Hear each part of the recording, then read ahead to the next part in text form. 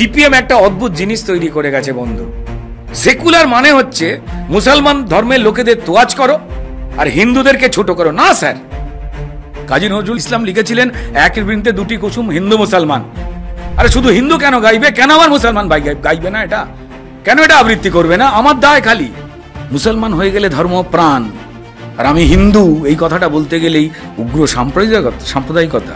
CPM এর সিলেবাসে যারাই পা দিয়েছে সিপিএম এর মতো করে তারাই ডুবেছে। রুদ্রনীল বাবু অভিনেতা হিসাবে বা রাজনৈতিক ব্যক্তিত্ব হিসেবে যখন সিপিএম ক্ষমতায় ছিলেন তখন সিপিএম এর দিকে, যখন তৃণমূল ছিলেন তখন তৃণমূলের দিকে, যখন তৃণমূলের একটু খারাপ অবস্থা বিজেপি উঠবো করছে তখন বিজেপির দিকে। এটা কি শুধুমাত্র এই ট্রানজিশনটা ইতিহাস জানার জন্য, নাকি এর মধ্যে ব্যক্তি স্বার্থও জড়িত ছিল? নর্মালি আমাদের মাটিতে ধার্মিক পরিবেশটা এমনই ছিল, অন্যকে হিংসা করো, অন্যকে মারো কাটো, এরকম ছিল না। বা আমাদের সনাতনীতে এরকম কোনো লেখাও নেই। আমাদের এই ধার্মিক যে উদারতা, সেটাকেই এখনের কিছু লোক উদাসীনতা ধরে নিয়েছে এবং ওই ইতিহাসগুলো ভুলতে শুরু করেছে। যে কেন এসে নালন্দাকে পুড়িয়ে দেওয়া হলো, কি কারণ ছিল? যারা সেখানের পণ্ডিত ছিলেন তাদের নিধন শুরু হলো। আমরা জানি না 1946-এ 16ই আগস্ট আমার কলকাতা শহরে 4 থেকে 4,500 হিন্দুকে কেটে কুচিয়েছিল মুসলিম লীগ। দাঙ্গা ছিল না, গ্রেট ক্যালকাটা কিলিং, লাল হয়ে গেছিল রাজপথ।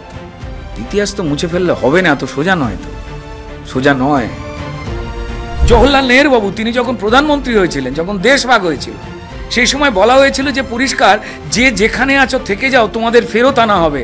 কোনো সরকার ফেরত আনেনি স্যার, তাদের মিথ্যে কথা বলা হয়েছে। রোহিঙ্গা কলোনি তৈরি হয়ে গেছে গুলশানে। তুমি আমি যেখানে বসে কথা বলছি, গুলশান কলোনি, 60,000 লোক থাকে, তাদের ভাষা কেউ জানে না, তাদের কার্ড বানিয়ে দেওয়া হয়েছে। তারা যখন বোম মারবে তখন দেখবেও না, আরে তুমি তৃণমূল না, তুমি কার্ড বানিয়ে দিয়েছিলে, আয় হায় হায় তোমায় বোম মেরে ভুল করলাম, ব্লাস্ট করে বলবে? বলবে না স্যার।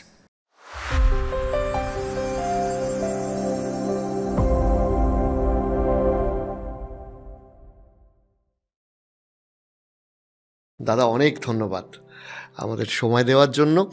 ফার্স্টেই আমি জিজ্ঞেস করবো, কেমন আছো, কেমন কাটছে তোমার?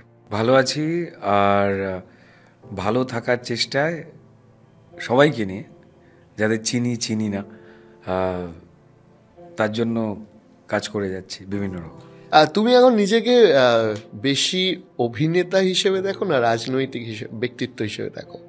আমার এই দুটো নিয়েই তো বড় হওয়া ছোটবেলা থেকে, মানে তার জন্য কোনো তো আলাদা বিষয় নয়। হ্যাঁ, মজাটা হচ্ছে যারা পশ্চিমবঙ্গের ইতিহাস, মানে নিজের রাজ্যের ইতিহাসটা কম জানেন, তাদের ক্ষেত্রে এই ধরনের কথা বেশি মানে আমি শুনতে পাই। দেখো, যারা রাজনীতি করেন, যে কোনো রাজনৈতিক দলেরই যারা রাজনীতি করেন, রাজনৈতিক কর্মী যারা, আমরা তো কর্মী, এবার তাদের ডাল ভাত কোত্থেকে আসে? নিশ্চয়ই বাড়ির কেউ না কেউ, বা তিনি হয় ছোট একটা দোকান আছে, বা ছোট একটা চাকরি আছে, বা এন্টারপ্রেনারশিপ, নিজে ছোট একটা কিছু করেন, সেটা করে রাজনীতি করা যায়। কিন্তু যখনই কোনো শিল্পী তিনি যখন রাজনৈতিক ময়দানের সঙ্গে প্রকাশ্যে যুক্ত হন, আড়ালে যুক্ত থাকাটা ভালো নাকি, ঠিক আছে, তাতে ঝুঁকি কম। কিন্তু প্রকাশ্যে যখন কেউ যুক্ত হয়, তখন আবার কেউ বলেন যে আবার এই সব জায়গাতে কেন, ও কি পারবে? আসলে তারা পশ্চিমবঙ্গের ইতিহাসটাকে অস্বীকার করেন, পশ্চিমবঙ্গের জন্মের আগের ইতিহাসকে অস্বীকার করেন। এটা বলতে পারি যে আমাদের রাজ্যই একমাত্র রাজ্য বোধ হয় যেখানে ব্রিটিশ মানে শাসক, সে যখন মানুষের ওপরে লুটমার, অন্যায়,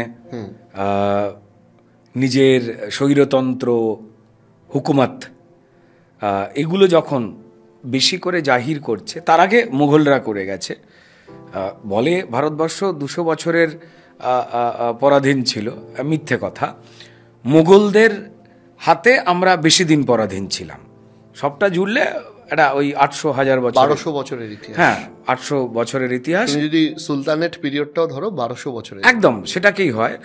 আগে মুঘল বা মুসলমান যারা ছিলেন, তারা আমাদের দেশটাতে এসেছিলেন মশলার ব্যবসা করতে।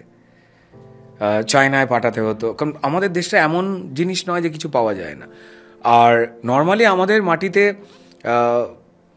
ধার্মিক পরিবেশটা এমনই ছিল, অন্যকে হিংসা করো, অন্যকে মারো, কাটো, এরকম ছিল না, বা আমাদের সনাতনীতে এরকম কোনো লেখাও নেই আর কি। তো যাই হোক, তো আমাদের এই ধার্মিক যে উদারতা, সেটাকেই এখনের কিছু লোক উদাসীনতা ধরে নিয়েছে এবং ওই ইতিহাসগুলো ভুলতে শুরু করেছে, যে কেন এসে নালন্দাকে পুড়িয়ে দেওয়া হলো, কি কারণ ছিল, এত পুঁথি, এত পাণ্ডিত্য, এত জ্ঞান। শুধু তাই নয়, 2-3 মাস ধরে বইগুলো জ্বলেছিল, শুধু বই জ্বলে শেষ হয়নি, যারা সেখানের পণ্ডিত ছিলেন তাদের মারা হলো, যাতে সেও তো এক একটা লাইব্রেরি, এই মানুষগুলো, সে তো বইটা লিখে ফেলবে, পুঁথিগুলো লিখে ফেলবে, আবার কোন কোন সাবজেক্টে নয়। তো তাদের নিধন শুরু হলো। যে এতটা এগিয়ে থাকা একটা মাটি ভারতবর্ষের, সেটাকে মুছে দেওয়ার চেষ্টা হলো। এই যে মন্দির মসজিদ নিয়ে যা যা চলে, তার মধ্যে সব থেকে বড় জিনিসটাই হচ্ছে আমাদের মন্দিরগুলো আজও দেখলে যেগুলো বেঁচে রয়েছে, আজকের দিনে সারা পৃথিবীর যারা সায়েন্টিস্ট, আর্কিটেক্ট, তারা বলেন যে বুঝতে পারছি না কি করে এত সুন্দর ভাস্কর্য কোন অঙ্কে তৈরি করা হলো, কি করে এই পাথর কাটা হলো, কি করে বসানো হলো, কি করে এইভাবে সূর্যের আলো ঢোকে, এটা তো পুরোটা বিজ্ঞান। এবং আজকে সারা পৃথিবী এটাকে নিয়ে কথা বলছে। তো যাই হোক না কেন, দেখো, ওই যে তারা ঢুকতে শুরু করলেন, ব্যবসা করতে এসে বারবার যাতায়াতে ব্যবসা করব মশলার, তারপর সেখানে তারা ঘাঁটি গাড়লেন, তারপর আধিপত্য তৈরি করার, মানে আধিপত্যবাদ যেটাকে বলে আর কি, সেইটা কায়েম করবার জন্য তারা ক্ষমতায়নের রাস্তায় গেলেন এবং শান্ত এই মাটির মানুষগুলো তারা কিন্তু ধীরে ধীরে জড়িয়ে গেল। তার মধ্যে লুটমার সব চলেছে। আমাদের মন্দিরগুলোতে প্রণামী পড়তো, হিউজ, লোকে নিজের সমস্ত কিছু দান করে আসতেন সেখানে। তো যাই হোক, সেই লুটগুলো শুরু হলো, তারপর শুরু হলো আর একটা ধরনের আক্রমণ। এবং আমাদের এখানে অবশ্যই খুব আন্তরিক কিছু বেঈমান ছিলেন, জয়চাঁদ ফয়চাঁদ গোছে কিছু লোকজন ছিলেন আর কি। তো তারাও একে সাহায্য করলে আমার উপকার হবে, এইগুলোকে নিয়েই এরা চিরকাল ছিল, আছে, থেকেও যাবে। তো এবার তারা হুকুমত কায়েম করলেন। এবার তারা যা হয়, তুমি যদি আমার সরকারের পক্ষে যদি না থাকো, তো তাহলে তোমার চাকরিতে যেমন প্রমোশন হবে না, ঠিক সেই অত্যাচারে কিছু মানুষ ভয়েতে, কিছু ভক্তিতে ধর্মান্তরিত হলেন। দেখো, খুব ইন্টারেস্টিং, আমাদের, অন্তত আমি আমাদের বাংলাতেই বলি, তারা বিশ্বাস, মণ্ডল, সর্দার, এরকম প্রচুর টাইটেল আছে না, যেটা মেলে এদিক ওদিক। তো এই সবকটাই খুব ইতিহাসের একটা পার্ট। এবং তারপর যখন ব্রিটিশ এলো, এবং ততদিনে অনেক সময় হয়ে গেছে, প্রচুর লোক যারা জন্মে বড় হয়েছেন, ধর্মান্তরিত হয়েছেন, তারা নিজেরাও ভুলে গেছে যে তাদের আগেটা কি ছিল, তারা আগে কোন ধর্মের উপাসনা করতেন, ভুলে গেছেন। এবার আমরা সবাই মিলে লড়াই করি হচ্ছে ব্রিটিশকে তাড়াবার, কারণ তাদের অসম্ভব অত্যাচার। এবার সেই অত্যাচারে যখন সবাই মিলে লড়াই করছে, হিন্দু মুসলমান বাকি সবাই মিলে যখন লড়াই করছে, সেই সময় কমন পিপলকে রাজনেতারা তো ভাষণ দিতেন। এবং সে সময় কারা নেতা ছিলেন, তারা কি করতেন, বাই প্রফেশন রাজনীতি করতেন? আগে না স্যার, তারা অধিকাংশই ছিলেন পড়াশোনা জানা ইন্টেলেকচুয়াল মানুষ, বুদ্ধিজীবী। একদম। আজকে বুদ্ধিজীবীটা গালাগাল হয়ে গেছে আমাদের কিছু বুদ্ধিজীবীর করুণায়। আমি বুদ্ধিজীবী বিষয়টা তো পড়াশোনা খুব মজার একটা। আমারও প্রশ্ন আছে, কত জীবী বুদ্ধি থাকলে বুদ্ধিজীবী? আমি বলবো আর কি। তো এবার এই যে লড়াইটা যে শুরু হলো তাদের বিরুদ্ধে, যেমন এই শ্যামাপ্রসাদ মুখোপাধ্যায়, ঠিক আছে, জনসংঘের প্রতিষ্ঠাতা, যেখান থেকে বিজেপি এসেছে, খুব ইন্টারেস্টিংলি দেখতে পাওয়া যায় যে শ্যামাপ্রসাদ মুখার্জি কে ছিলেন। দলটার জন্ম তো অ্যাকচুয়ালি ভবানীপুরে, বলা হতো বহিরাগত দল ফল কী সব, এ কী রে। তো যাই হোক, হিন্দু মহাসভার লোকজন ছিলেন, ওদিকে মুসলিম লীগ বেড়ে উঠছে।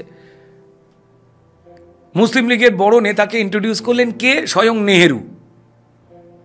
মুসলিমদের ঠিক তেমন নেতা নেই বলে কাকে নিয়ে এলেন? মোহাম্মদ আলী জিন্নাহকে, যে জিন্নাহ ইংরেজি বলতেন, শুনেছি মদ্যপানও করতেন, শুয়োরের মাংসও খেতেন, ব্রিটিশদের ভালোবাসতেন, যে মুসলমান ধর্মের আচার আচরণ মেনে চলতেন না,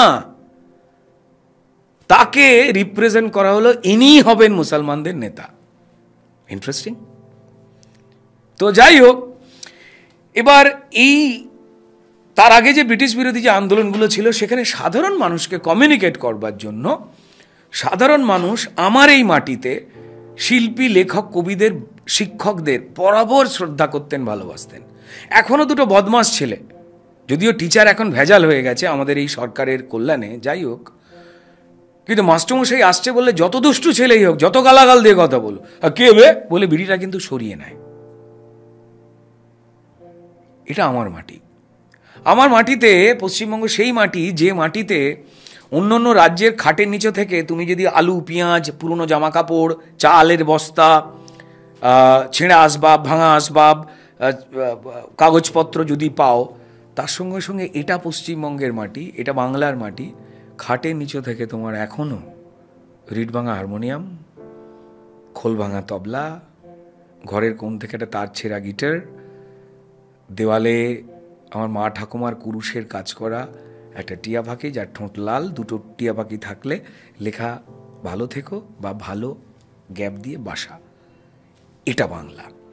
আর এই যে শিল্প এবং শিল্পীপ্রিয় বাংলা, সেখানে সাধারণ মানুষকে কমিউনিকেট করতে গিয়ে শাসকের বিরুদ্ধে কথা বলতে গেলে অনেক সময় যারা রাজনেতা, তাদের কথা সমাজ বুঝতে পারে না। তাই সেই কমিউনিকেশনের মাধ্যম হিসেবে এই জগতে প্রচুর মানুষ এগিয়ে এসেছিলেন। তারা গান গাইলেন, তারা কবিতা বললেন, তারা গল্প লিখলেন, তারা পাড়ায় পাড়ায় গিয়ে বোঝালেন। মাস্টারমশাইরাও ছিলেন, অধ্যাপকরা তো বটেই, তার সঙ্গে বেশ কিছু লয়ার্স, তাদের একটা বিরাট বড় ভূমিকা ছিল, কারণ আলটিমেটলি লয়ের প্যাঁচ দিয়েই বাকিটা পৌঁছতো। তো এই যে একটা পরম্পরা, রাজনীতির সঙ্গে শিল্পের এই যে যোগাযোগ, কারণ শিল্পকলাকে পশ্চিমবঙ্গের মানুষ, বা খারাপ শুনতে লাগলে যে সত্যি কথাটা, ভোটার, তারা বড্ড বেশি উইক এই শব্দটার উপরে।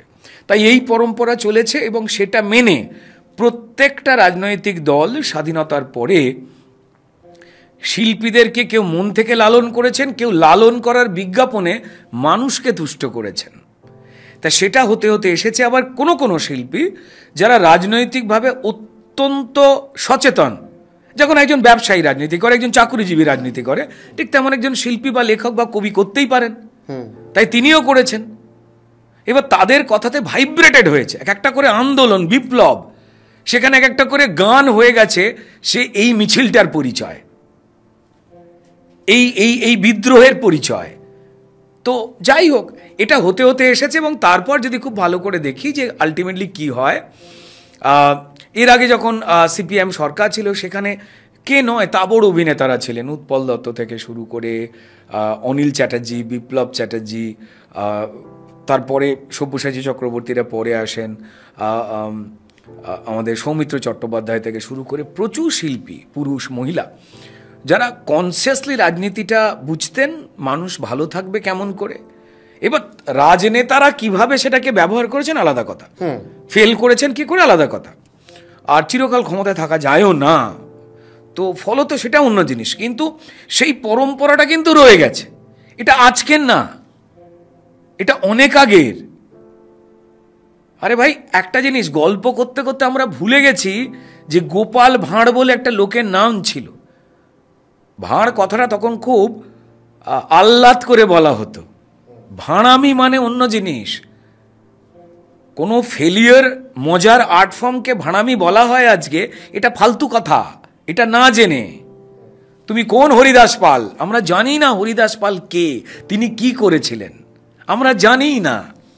আমরা জানি না 1946-এ 16ই আগস্ট আমার কলকাতা শহরে 4 থেকে 4,500 হিন্দুকে কেটে কুঁচিয়েছিল মুসলিম লীগ।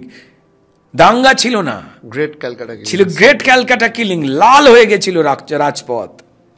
আমরা জানি না, না জেনে আমরা অনেক কথা বলি। তো যাই হোক না কেন,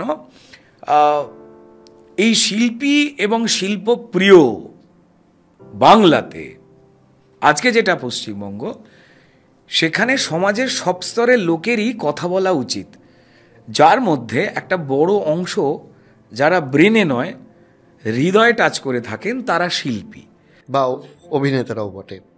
একটা অংশ, শিল্পীদের একটা অংশ, একটা অংশ গায়ক রয়েছেন, তারা অভিনেতা রয়েছেন, পেন্টাররা রয়েছেন, থাকবেন। এবার ব্যক্তি স্বার্থে ধরে নাও কে কতটা বেশি অন্যায় দেখে চুপ করে যাচ্ছে, সেটা তার সাময়িক সমস্যা হতে পারে। কিন্তু রুদ্রদা, আমার তোমার একজন ফলোয়ার বা ফ্যান হিসেবে এটা প্রশ্ন বলতে পারো, তুমি যে ইতিহাসগুলো বললে ঠিক, হয়তো তোমার আঙ্গিকে, তোমার প্রসঙ্গে, তোমার দৃষ্টিভঙ্গির দিক থেকে ঠিক। এবার ইতিহাসের তো বিভিন্ন দৃষ্টিভঙ্গি হয়, সেদিকে আমরা পরে আসব। কিন্তু ইতিহাসটা তো সেই 1800 1700 বহুদিনের আগে ছিল।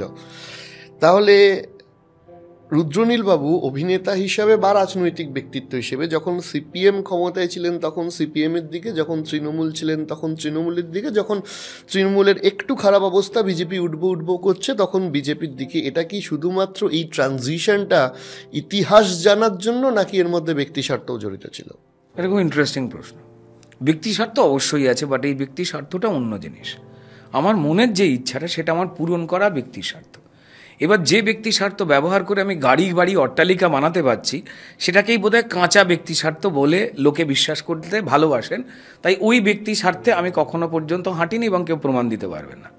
যেটা মজার কথা হচ্ছে যে আমি 2009 সালে সিপিআইএমের পার্টি মেম্বারশিপ ছেড়ে বেরিয়ে আসি। 2009 সালে সিপিএম টলমল করছে এটা কেউ বলতে পারবে না, অত সোজা ছিল না বলা। কেমন গ্রাউন্ডে কাজ করতাম। দেখো, যে রাজনৈতিক দলই ক্ষমতায় আসুন না কেন, তার নিয়ম নীতি বা ধরন বা তারা দলীয় আদর্শ বলে যেটাকে বলে, সেটা যেমনই থাকুক না কেন, ঘুরে ফিরে মানুষের উপকার করা, জনগণের সার্ভেন্ট হওয়ার যোগ্যতা সে চাইছে। সরকারের শাসক দল যাওয়ার মানেটা কি? ভাই, তুমি গোদা কথায় মানুষের চাকর হতে এসছো, ম্যানেজার হতে এসছো, এর বাইরে কিছু নয়। This is your duty. এবং যে কারণে মানুষই তোমাকে মাইনে দিচ্ছে, যেটা মন্ত্রীর গাড়ি বাড়ি এসি মাইনে ফাইনে যা হয়, সেটা মানুষের ট্যাক্সের টাকা থেকেই আসছে। এবং তুমি কি কি ভালো করতে চাও, যেটা বলেছো, সেটা শোনার পর ও কনভিন্স হয়েছে। মানুষের এই যে ভালো থাকাটা, এটা কি লোভ নাকি?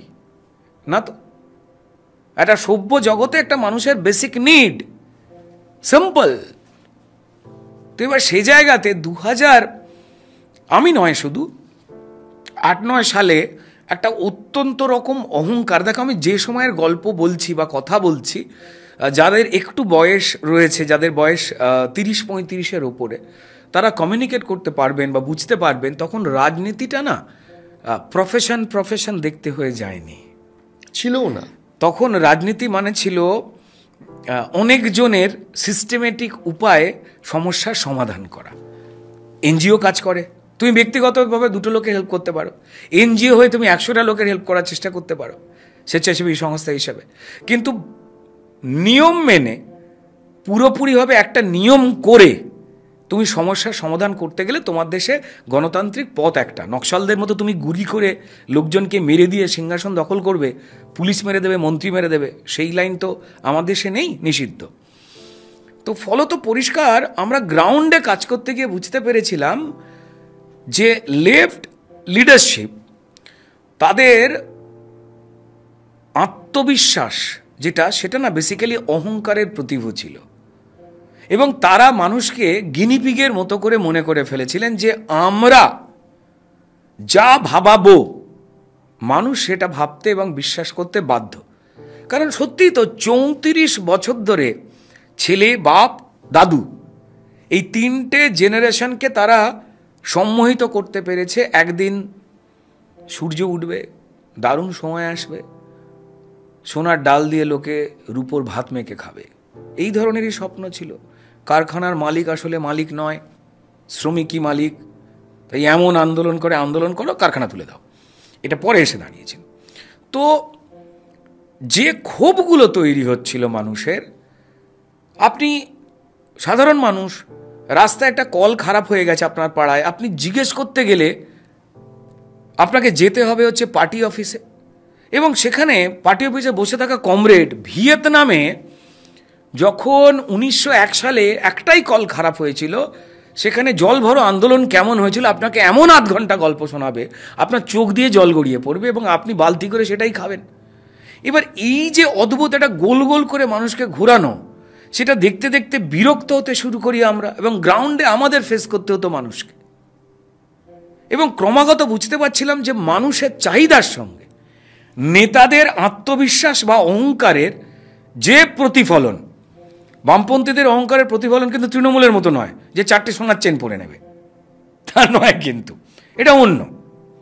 সে বাড়িতে হয়তো হাবানা চুরুট খাচ্ছে, এতে বন্ধু বলে একটা ছোট্ট একটা নীল সুতো বিড়ি খাবে, ব্যাপার আছে। তো যাই হোক না কেন, তো এই যে বিরক্তটা, এটা আমার মতো হাজার হাজার ছেলে মেয়ে তাদের হতে শুরু করে, ছাত্র যুব আন্দোলন যারা আমরা করতাম। এবং আমাদের মনে হচ্ছে যে কোথায় আমাদের যে অনেস্টি বা পরিশ্রমটা, মানুষের যে কথাগুলো, যে দাবিগুলো, সেগুলোকে গুরুত্ব না দিয়ে এই থেকেই আলোচনায় কিউবা, ভিয়েতনাম, রাশিয়ার বিজ্ঞাপন দেওয়া। দেখো, তখন কিন্তু ইউটিউব আসেনি বলে সারা পৃথিবীতে কী ভালো আর খারাপ ঘটছে তা শুধুমাত্র সিপিএম নেতারা বোঝাতেন এবং আমরা হাঁ করে বিশ্বাস করতাম। তখন আমাদের পাড়ায় একটাই টেলিভিশন ছিল, যত হারামজাদা লোক হোক না কেন সে, তার বাড়িতে যেহেতু সব কমরেডরাই রামায়ণ মহাভারত দেখতে যেত, যাকে সেটা অন্য কথা। সেই লোকটা খুব ভালো লোক ছিল, যার বাড়িতে একটা টেলিফোন ছিল বা একটা টিভি ছিল বা খবরের কাগজটা আসতো। সে বদমাশ হয়েও আমরা আমাদের প্রয়োজনের জন্য বলতাম যে ওরম লোক হয় না। তো সেই পরিবেশে বড় হতে হতে যখন আমরা দেখলাম যে মানুষের কথার সঙ্গে এদের ইচ্ছার একটা তুমুল দূরত্ব, এবং মধ্যখানে আমরা চোখের জল ফেলছি কাউকে বোঝাতে না পেরে যে কোনটা কি, বড়রা শুনছেন না আর মানুষ মানছেন না, বিশ্বাস করছেন না, তখন আমরা পরিষ্কার অফ হয়ে গেছি, অ্যালুপ হয়ে গেছি। আমি পার্টি মেম্বারশিপ ছেড়েছি, প্রচুর লোক ছেড়েছে, হিউজ মানুষ ছেড়েছেন। আচ্ছা, তৃণমূলের তো কোনো নার্সিংহোম ছিল না, তাই না? বা কোনো রাজনৈতিক দলের তো নার্সিংহোম থাকে না, যেমন বাচ্চা হয় তেমন কর্মী জন্মায় বা নেতা জন্মায়, এমন তো নয়, তাই তো? মানুষ নিজের মতামত পরিবর্তন করে, যেভাবে পশ্চিমবঙ্গের মানুষ তার ভোট পরিবর্তন করেছে। সেও তো রাজনৈতিক কর্মী, প্রকট আর প্রচ্ছন্ন, বা সেও তো রাজনৈতিক সমর্থক। তাহলে সে প্রথমে কংগ্রেসকে ভোট দিল, ওই বাড়ির লোক, তারপর 34 বছর ধরে সিপিএমকে ভোট দিল, তারপর ওই বাড়ির লোকই তারপর পাল্টে গিয়ে সে তৃণমূলকে ভোট দিল, তারপর 2019 থেকে অর্ধেক বিজেপিকে দিচ্ছে। তাহলে তারা কি? তারা তো ভালো থাকতে চাইছে। আমি ভালো থাকতে চাইছি। আমি সাধারণ মানুষকে এই কারণে রাজনৈতিক কর্মী বা আধা কর্মীও ধরবো না, কারণ রাজনীতির অনেক পরিবর্তনের সাথে আমি বিশ্বাস করি অধিকাংশ সাধারণ মানুষের জীবনে তারা অন্তত বুঝতে পারে না যে সরাসরি কোনো ফায়দা নেই। তারা বুঝতে পারে না, এটা কার দোষ? এটা অনেক ক্ষেত্রে কিন্তু রাজনীতিবিদদেরও দোষ। তাদেরও কি দায় নয়? আমরা বড্ড না, আমাদের একটা না সিপিএম একটা অদ্ভুত জিনিস তৈরি করে গেছে। শুধু সিপিএম একটা অদ্ভুত জিনিস তৈরি করে গেছে বন্ধু। গরিব মানেই ভালো, আর যে একটু অর্থ রোজগার করেছে সে বুর্জোয়া। সেকুলার মানে হচ্ছে মুসলমান ধর্মের লোকেদের তোয়াজ করো আর হিন্দুদেরকে ছোট করো। না স্যার, যে কষ্ট করে পড়াশোনা করে ফার্স্ট হয়েছে পরীক্ষায়, সে যদি একটা ভালো চাকরি পায়, সে যদি পয়সা করে সৎ পথে, সে খারাপ, সে বুর্জোয়া। আর যে দিনরাত্রির ঘুমোলো, পড়লো না, পরীক্ষায় ফেল করে গরিব হলো, আমায় তাকে ভালো বলতে হবে? বস, আমি তার প্রতি সহানুভূতিশীল হব। কিন্তু দুর্ভাগ্য, এটা মাইন্ডসেট তৈরি করা রয়েছে, আহারে ও গরিব। আর্থিক কাঠামোর জন্য, আর্থিক বিন্যাসের জন্য, কোনো সরকারি পদ্ধতির ভুল প্রয়োগের জন্য যদি মানুষের জনজীবনকে আমি উন্নত না করতে পারি, সেখানে সরকারের অপরাধ রয়েছে। ব্যর্থতা নয়, এটা অপরাধ। কিন্তু আমি নাগরিক হিসেবে আমি আমার অধিকারটুকু জানবার জন্য সময় ব্যয় না করে আমি যদি পরিষ্কার মোবাইলে অ্যান্ড্রয়েড অন করে টালালা লালালা গান দেখি, বস, তাহলে আমিও কি দোষী নয়? কোথাও তো আমিও দোষী। এনিওয়েজ, আমি ছেড়ে দিয়েছিলাম ওই সময় তৃণমূল রাজনৈতিক দলে। আমি কোনো চেয়ার কোনোদিন নিইনি, আমি কোনো দলের সদস্যও ছিলাম না। আমাকে 2013 সালে যখন সমস্ত শিল্পী, লেখক, বুদ্ধিজীবীরা সিপিএমের পক্ষে যারা কথা বলতেন, তারাই সিপিআইএম সরকারের বিরুদ্ধে মাঠে নামেন, কথা বলেন, তখন প্রচুর মোমবাতির দোকানও বেরিয়ে যায়। আজকে তারা সেই মোমবাতিগুলো কোথায় কিনে লুকিয়ে রেখে দিয়েছেন আমি খুঁজে পাচ্ছি না। তার থেকে বেশি অন্যায় হচ্ছে।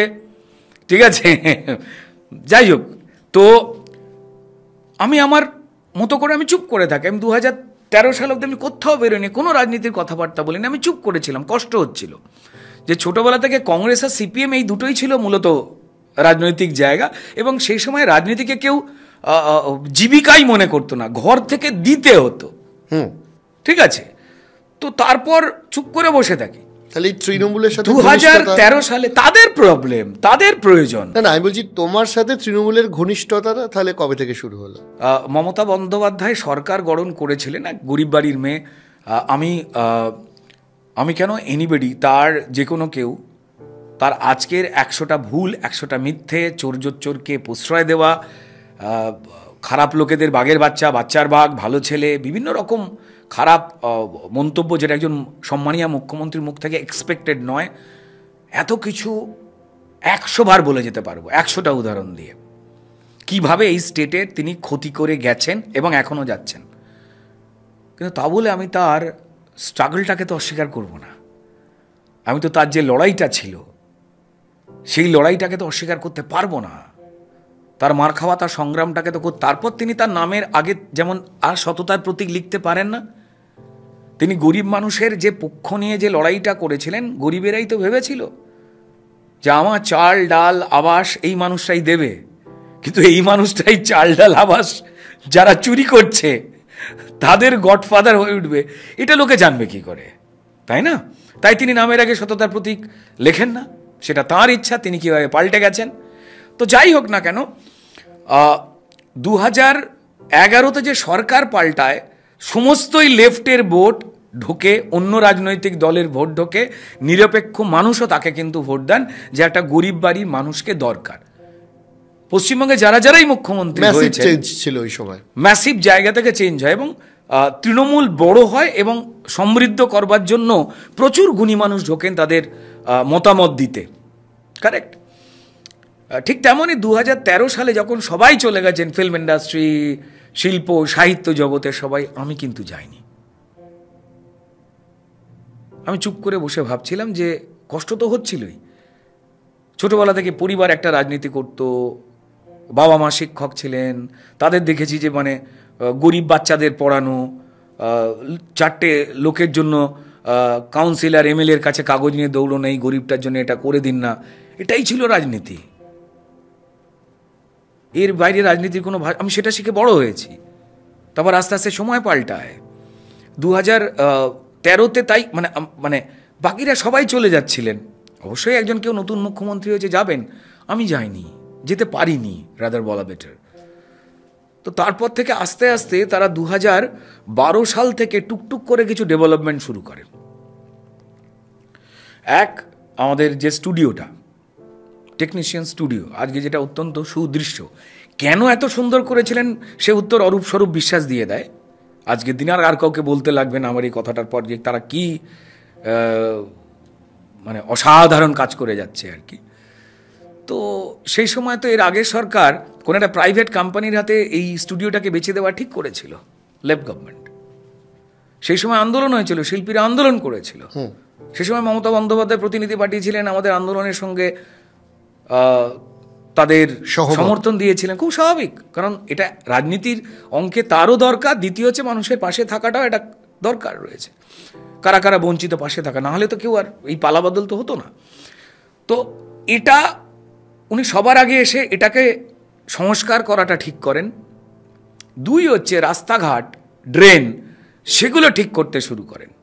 লেফটের একটা মজা ছিল যেটা পরে বুঝতে পেরেছি, সিপিআইএম বা লেফটেরা তারা কি বলে নিজেদের সম্পর্কে, সর্বহারার দল, তাই তো?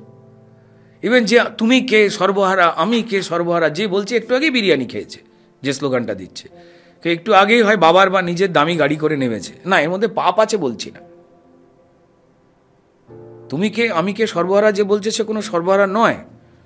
আর ভারতবর্ষে যা যা সরকারি নিয়ম, রাজনৈতিকভাবে যদি সেটা সঠিকভাবে প্রয়োগ হয় তো তাহলে প্রত্যেকটা মানুষের জন্যই কিন্তু অধিকার নিশ্চিত করা হয়েছে। সর্বহারার যে কনসেপ্ট, সেই কনসেপ্ট আজ তুমি আমি যখন কথা বলছি, যখন আবাস পাঠানো হচ্ছে গরিব মানুষের জন্য, সে সর্বহারা আছে? 100 দিনের কাজ দেওয়া হচ্ছে, সে সর্বহারা থাকতে পারছে? কে চুরি করে নিচ্ছে 100 দিনের কাজ? কে আবাসের বাড়ি চুরি করে নিচ্ছে পশ্চিমবঙ্গে? কারা? আমি সেই উদাহরণে যাচ্ছি না। রেশনের চাল ডাল যেগুলো দেওয়া হচ্ছে ফ্রিতে, একটা মানুষকে আমি কাজ দিচ্ছি, থাকবার জন্য পাকা বাড়ি দিচ্ছি, আমি ড্রেন দিচ্ছি, জল জীবনে জল দিচ্ছি বাড়িতে পরিশ্রুত, শুধু বড় লোক খাবে নয়, গরিব মানুষও খাবে। তাহলে সর্বহারা মানেটা তো পাল্টে যাচ্ছে। গরিব, মধ্যবিত্ত, উচ্চবিত্ত, এই 3টে শ্রেণী। তাই সর্বহারা কথাটা যখন ডাইলিউট হয়ে গেছে, তখন তারা আতান্তরে পড়তে শুরু করলেন, ইস্যু চলে যাচ্ছে হাত থেকে। তাই দেখবেন এখন নতুন তারা ইস্যু হাতড়াচ্ছে, এটা তাদের রাজনৈতিক ইচ্ছা, তারা কোন ইস্যু নিয়ে বেঁচে থাকবার চেষ্টা করবেন, দ্যাটস দেয়ার লিমিট। অঙ্কটার জায়গা হচ্ছে যে আমি 2013-তে আমার কাছে প্রচুর নেতা মন্ত্রী পাঠানো হয়, তারা বড় বড় নেতা মন্ত্রী, যে সবাই এসেছে তুমি এলে না কেন? আমি আমার মতবাদগুলো বলি যে আমি আগে এগুলো দেখব। তারা বলেন যে বাহ্যিক দিক থেকে এইগুলো তো ঘুরছে, এগুলো বাহ্যিক। আমার শরীরের ভেতরে ক্যান্সার হয়েছে, আমি ওপরে ক্রিম মেখে ঘুরছি, ইট ডাজন্ট মিন যে আমি ভালো আছি।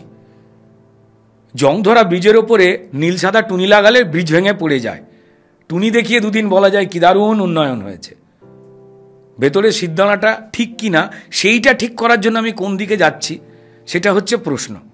দুর্নীতি কম বেশি বিভিন্ন সরকারের সময় 2-একটুকু হয়, কিন্তু প্রথাগতভাবে দুর্নীতিটাই সরকারি কাজের বা দায়িত্বের মধ্যে পড়লো, কোথাও ঘটেনি সারা ভারতবর্ষে। এনিওয়েজ, 2013-তে যাওয়ার পরে সম্মানীয় মুখ্যমন্ত্রী তিনি রাজনৈতিকভাবে আমায় কিছু দায়িত্বের কথা বলেন, কারণ আমি কী কী রাজনৈতিক কাজ করতাম, ছাত্র আন্দোলন করতাম, কী কী মুভমেন্ট করতাম, তার সমস্ত তিনি পুলিশ আইবি রিপোর্ট থেকে আমি যাওয়ার আগেই তার কাছে মজুদ ছিল। এবং তিনি তারপর রাজনৈতিক দায়িত্ব দিতে চান। আমি যেহেতু সাংগঠনিক রাজনীতি করে এসেছি, তো ফলে এই ব্যক্তিতান্ত্রিক রাজনীতির ধরনটা আমার খুব একটা বেশি জানা ছিল না। সো ফলত আমি নিও না বা অ্যাভয়েডও করি বললে খুব একটা দোষের হবে না ওই সময়। একদম 13 দেন তারপর উনি একটা ইন্টারেস্টিং কাজের দায়িত্ব দেন, দ্যাট ইজ বেসিক্যালি টেকনিক্যাল এডুকেশনের, ভোকেশনাল এডুকেশনের দিকটা সামলাবার। কারণ আমাদের ভারতবর্ষে, আমাদের রাজ্য সমেত পুরো ভারতবর্ষেই প্রায় 20-30% পরিবার ছেলের বা মেয়ে ক্লাস 7-8-এর পরে চলে গেলে আর না তাদের পড়াশোনা চালিয়ে যাওয়ার মতো আর্থিক সবলতার জায়গায় পুরোটা থাকতেন না। তাদের মনে হতো সে যদি একটু কন্ট্রিবিউট করতো সংসারটা ভালো চলতো। দেখো, অনেকে যেমন কলকাতা শহরে বসে মনে করে এটাই পশ্চিমবঙ্গ, তা তো নয়।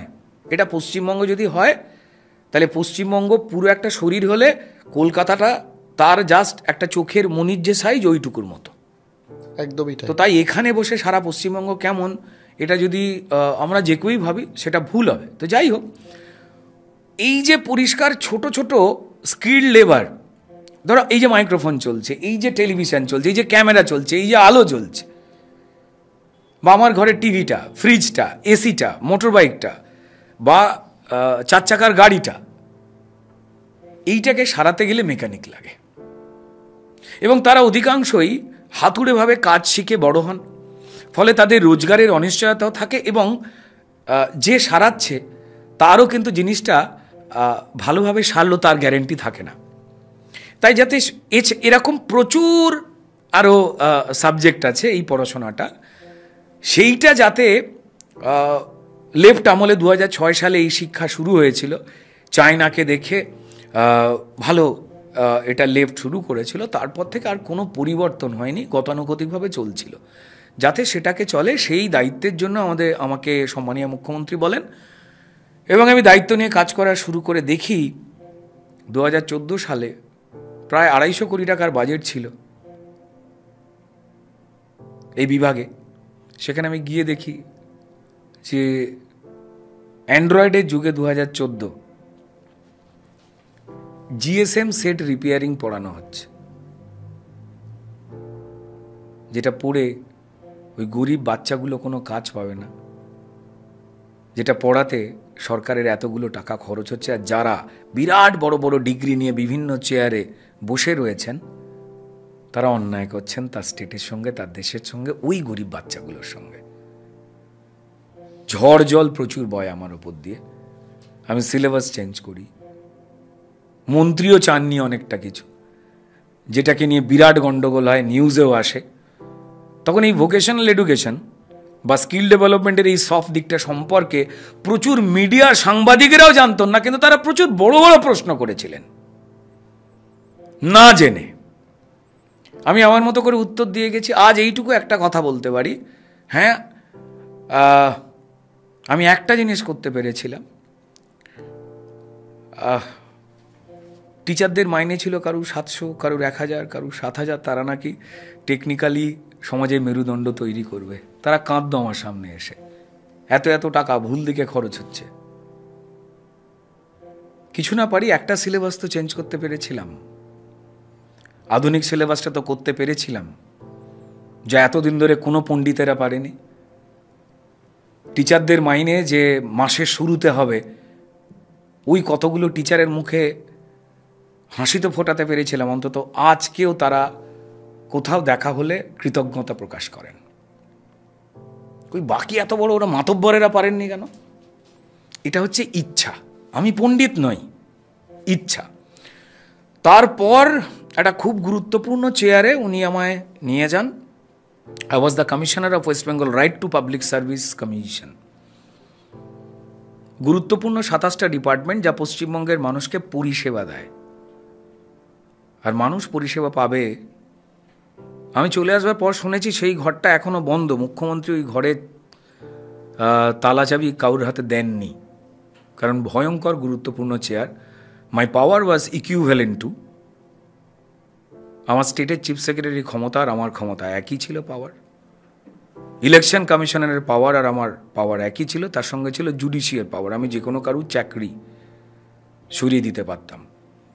Right to public service act, যেটা 2013 সালে পার্লামেন্টে পাস হয়েছিল, সেখানে বলা হয়েছিল পাবলিককে সার্ভিস দেওয়া, গভর্নমেন্ট আসে সার্ভিসটা দিতে, দয়া করতে নয়। প্রত্যেকটা মন্ত্রক তৈরি হয় সেই জন্য, মন্ত্রী সেজে শুধু ফুলমালা লেবার জন্য নয়। তাই মন্ত্রীদের এবং দপ্তরকে অ্যাসিওর করতে হবে আমাকে কবে কি সার্ভিস দিচ্ছেন, না মানুষকে ঘোরাচ্ছেন। পাহাড় ভাঙার মতো কঠিন কাজ ছিল। চেয়েছিলাম যে অন্তত দালাল, যেটা লেফট জামানাতে একটা দালাল চক্র তৈরি হয়েছিল, সে সময় একটা কথা খুব প্রচলিত ছিল, সরকারি কাজ পেতে গেলে আপনার ড্রাইভিং লাইসেন্স অমুক তমুক যে কোনো মিউটেশন পেতে গেলে আপনার জুতো শুকতলাক হয়ে যেত, কারণ মধ্যিখানে মানুষ আর মন্ত্রকের মধ্যিখানে দালাল ঘুরে বেড়াতো। আর ঠায় একজন রিক্সাওয়ালা হোক, একজন ডাক্তার হোক, একজন টিচার হোক, তারা দাঁড়িয়ে থাকতেন কবে আমার এই সার্টিফিকেটটা পাবো বা লাইসেন্সটা পাবো বা এটা মিউটেশন হবে বা এই অনুমতিটা পাবো। আমি দালাল সিস্টেমটাকে ব্রেক করবার চেষ্টা করেছিলাম। আমায় সাহায্য করেছিলেন আমার chief commissioner doctor Arup Chakraborty, brilliant লোক, যার থেকে অ্যাডমিনিস্ট্রেশনের আমি যতটুকু আজকে যা জানি, 6টা বছর এই সার্ভিসে কাজ করেছে। আমাকে সমৃদ্ধ করেছেন ডক্টর অরূপ চক্রবর্তী। তিনি এখন এখানে নেই, তিনি দিল্লিতে কন্ট্রিবিউট করছেন, দিল্লিতে কাজ করছেন। আমি বলেছিলাম যে পরিষ্কার একটা করে বিধানসভা একটা করে কিয়স্ক তৈরি হোক, যেখানে দালাল ছাড়া জমা পড়বে মানুষের ডিমান্ড, এবং তারপর মানুষ নির্দিষ্ট সময় এসে তার ওই লাইসেন্সগুলো নিয়ে যাবে, যেখানে দালাল চক্রের বাইরে এটা ঘটবে। হয়তো তোমরা এখন বলতে পারো এটা অনেকটা দুয়ারে সরকার না? হ্যাঁ স্যার, এটা অনেকটাই ওটা। আমি এইটুকু বলতে পারি যে আমি যে রাজনৈতিক মতে পথে বা যেখানেই বিশ্বাস করি না কেন, আমি সবার আগে আমার স্টেটটাকে বিরাট ভালোবাসি।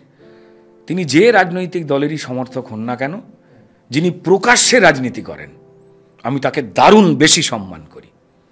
যে সোশ্যাল মিডিয়ায় গালাগাল দিয়ে বা ফুট কেটে অর্ধেক জেনে অর্ধেক কথা বলে চলে যায়, তার থেকে অনেক বেশি সম্মান করি আমার বিরোধী দলে যে বা যারা যারা দাঁড়িয়ে লড়ছে, মার খাচ্ছে, লড়াই করছে, তাদের প্রত্যেকটা কর্মীকে আমি সমর্থন করি এবং সম্মান করি। সো আমার এটা স্টেটকে ভালোবাসা। তো ফলত আমি সেই জায়গা ছিল, সেখান থেকে চলে এসেছি, ইটস ওকে। এটা তো গেল যে কিভাবে হৃদ্যতা হয়েছিল, তারপর ছেড়ে যাওয়াটা কেন? দেখো, এই সিস্টেমটায় থাকতে গেলে যে কারণে আজকে তৃণমূলের প্রচুর এমএলএ এমপি তারা বেরোতে চায়, অনেকে বেরিয়েও গেছে, অনেকে শুনতে লাগছে যে দলের বিরুদ্ধে কথা বলছে। কেউ দলের বিরুদ্ধে এরা কেউ কথা বলছে না, এরা ন্যায়ের বিরুদ্ধে কথা বলছে, এরা অন্যায়কে থামাবার জন্য কথা বলছে কনস্ট্যান্ট। তারাও তো খবরের কাগজ খোলে, তাদেরও তো বউ বাচ্চা আছে, রোজ চাল চুরি, ডাল চুরি, কয়লা চুরি, গরু চুরি, ওবিসি সার্টিফিকেট চুরি, স্যালাইনের জল চুরি, বাচ্চাদের ট্যাব চুরি, পাসপোর্ট চুরি, দেশের ক্ষতি করে পরিষ্কার ভারত বাংলাদেশ বর্ডার দিয়ে পরিষ্কার রোহিঙ্গা আর অবৈধ বাংলাদেশের ঢুকিয়ে বারুদের স্তূপের মতো একটা রাজ্য আমি করে দিয়েছি। আজকে তুমি তো এটা ফোঁড়াটা বাইরে আজকে হয়েছে, এই বারুদটা অনেক আগে জমেছিল, যখন মিদনাপুরে বোম বাস্ট হয়ে গিয়ে তৃণমূলের এক নেতা উড়ে গিয়ে তার বডি পাশের বাড়ির বাঁশগাছে ঝুলছিল, সেদিনই কিন্তু এই ঘটনার বহিঃপ্রকাশ হয়ে গিয়েছিল। তখন আমরা বলতাম যে এনআরসি সিএ কেন দরকার? এনআরসি দরকারটা এই কারণে আমার দেশের নাগরিক কারা, সিএ দরকার আজকে বাংলাদেশের দিকে তাকিয়ে বলা উচিত যে হ্যাঁ, বাংলাদেশ এবং পাকিস্তানে তাদের সংখ্যালঘুদের উপরে কি আক্রমণ হয়, সিএটা ওই জন্য দরকার ছিল। জওহরলাল নেহরু বাবু তিনি যখন প্রধানমন্ত্রী হয়েছিলেন, যখন দেশ ভাগ হয়েছিল, সেই সময় বলা হয়েছিল যে পরিষ্কার যে যেখানে আছো থেকে যাও, তোমাদের ফেরত আনা হবে। কোনো সরকার ফেরত আনেনি স্যার, তাদের মিথ্যে কথা বলা হয়েছিল। আর আজ যখন কেন্দ্রের সরকারটা আনবার চেষ্টা করছে, তখন তোমরা অন্য কথা বলছো, রাজনীতির রুটি শেখছো। আরে কিছু কিছু ক্ষেত্রে রাজনীতির রুটিটাকে একটু রেখে দিতে হয়, তারপর কথা বলতে হয়। 100% সমালোচনা করব, ইচ্ছা করে মিথ্যে কথা বলবো, বিরোধিতা করব, ঠিক আছে, মেনে নিচ্ছি, কিন্তু হয়ে নেবার যখন মানুষ আর দেশ এটা জড়িয়ে আছে, তখন এই কথাগুলো বললে নিজেদেরকেই ছোট করা হয় না? এর তো এছাড়া তো বিরোধিতা করার অনেক কিছু আছে। তো এনিওয়েজ, আমি আমার মতো কাজ করে যাচ্ছি। আমি কখনো পর্যন্ত কি বলবো, আমার রাজ্যের ক্ষতি হয়, আমার রাজ্যের গণ্ডগোল হয় থেকে অন্য রাজ্যের পুলিশ এসে আমার রাজ্য থেকে উগ্রবাদী ধরে নিয়ে যাচ্ছে, বোমের মশলা বানাচ্ছে, কি খারিজি মাদ্রাসা খুলে ফেলছে। তারা পশ্চিমবঙ্গে যারা হিন্দু, যারা মুসলমান, তাদের ক্ষতি করছে। রোহিঙ্গা কলোনি তৈরি হয়ে গেছে গুলশানে, তুমি আমি যেখানে বসে কথা বলছি, গুলশান কলোনি, 60,000 লোক থাকে, তাদের ভাষা কেউ জানে না, তাদের কার্ড বানিয়ে দেওয়া হয়েছে।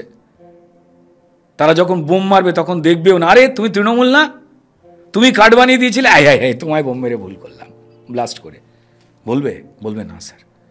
বারুদের স্তূপে বসে রয়েছে। আমাদের মনে হয় সব দিক দিয়ে অন্তত রাজনৈতিক যা যা তফাৎ, লড়াই ঝগড়া রয়েছে থাক, সেটা একদিকে থাক, আর বাকিটা যেন আমরা একসঙ্গে আরও 100 বছর সবাই মিলে বেঁচে CPM, Congress, TMC, Trinamool, BJP মিলে মারামারি করতে পারি। তাই আমাদের বেঁচে থাকাটা দরকার, এই বারুদটাকে দূর করতে হবে।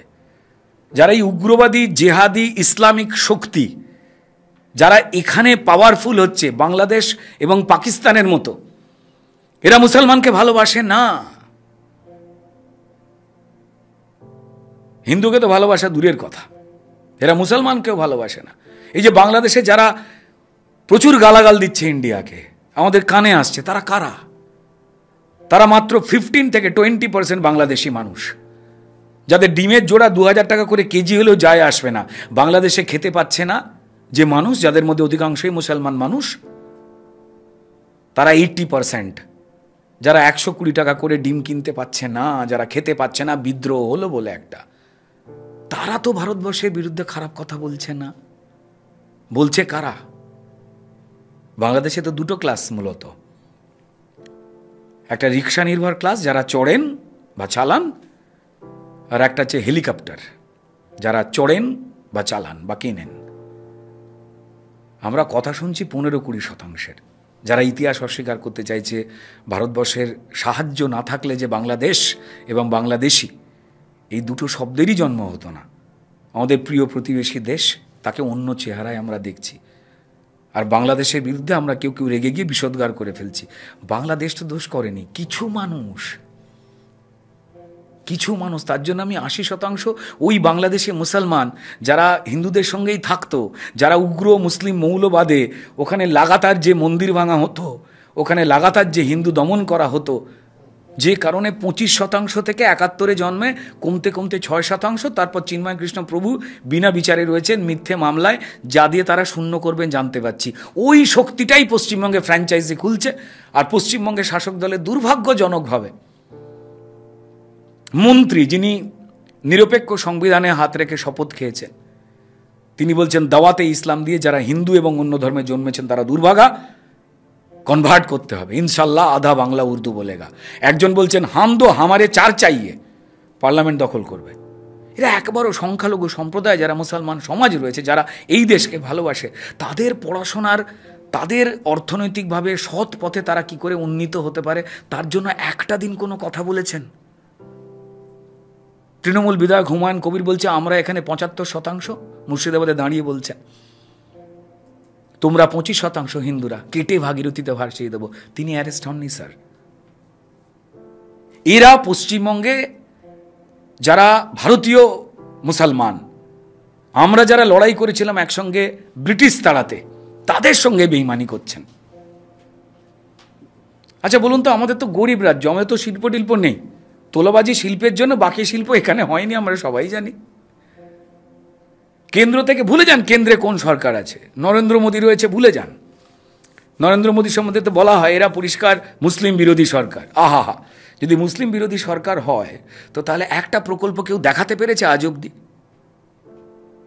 যেটা হিন্দু মুসলমান ভাগ আছে? একটা প্রকল্প যে আবাস দেওয়া হচ্ছে হিন্দুদের, চাল ডাল দেওয়া হচ্ছে হিন্দুদের, জল জীবনের জল দেওয়া হচ্ছে হিন্দুদের, বিশ্বকর্মা প্রকল্প দেওয়া হচ্ছে হিন্দুদের, যেটা এখানে বন্ধ করে হিন্দু মুসলমান সবকটা মানুষের ক্ষতি করা হচ্ছে। আয়ুষ্মান ভারত কার্ড, ভারতবর্ষের যেখানে খুশি গরিব মানুষ তার ট্যাক্সের টাকা, এটা মমতা বন্দ্যোপাধ্যায় নয়, নরেন্দ্র মোদীর টাকা নয়, আমার দেশের গরিব হিন্দু গরিব মুসলমানের ট্যাক্সের টাকা। যে কার্ডে স্বাস্থ্যসাথীর থেকে 1000 গুণে দামি কার্ড, সারা ভারতবর্ষে চিকিৎসা করাতে পারবে। জাস্ট মমতা বন্দ্যোপাধ্যায় তৃণমূল নেত্রী, তিনি বিজেপির সঙ্গে যুদ্ধ করে হেরে যাবেন এইটা ভেবে তিনি মানুষের ক্ষতি করছেন এই কার্ডটাকে এই রাজ্যে চালু না করতে দিয়ে। কিন্তু অপশনও তো দিচ্ছে স্বাস্থ্যসাথী। আচ্ছা, আপনি যদি হাফ প্যান্টের সঙ্গে যদি পুরো স্যুটের তুলনা করেন, স্বাস্থ্যসাথী স্যার কত টাকায়? 5 লাখ।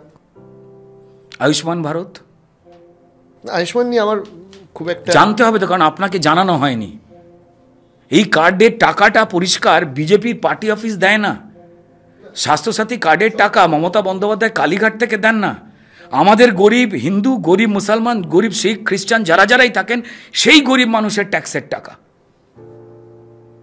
আপনি 8 লাখ 10 লাখ অবধি সুবিধা পাবেন, সারা ভারতবর্ষে আপনি চিকিৎসা করাতে পারবেন আপনার বিভিন্ন রোগের। স্বাস্থ্যসাথী কার্ডের টাকা পেমেন্টই তো করে না সরকার, সরকারের তো টাকা নেই। যে কারণে অধিকাংশ হাসপাতাল যে স্বাস্থ্যসাথীর কার্ড শোনে বলে নেই, বেড নেই, কারণ পেমেন্ট করে না। আমার রাজ্যে টাকা নেই, কি করবে? মদ বিক্রি করে একটা সরকার চলছে দাদা।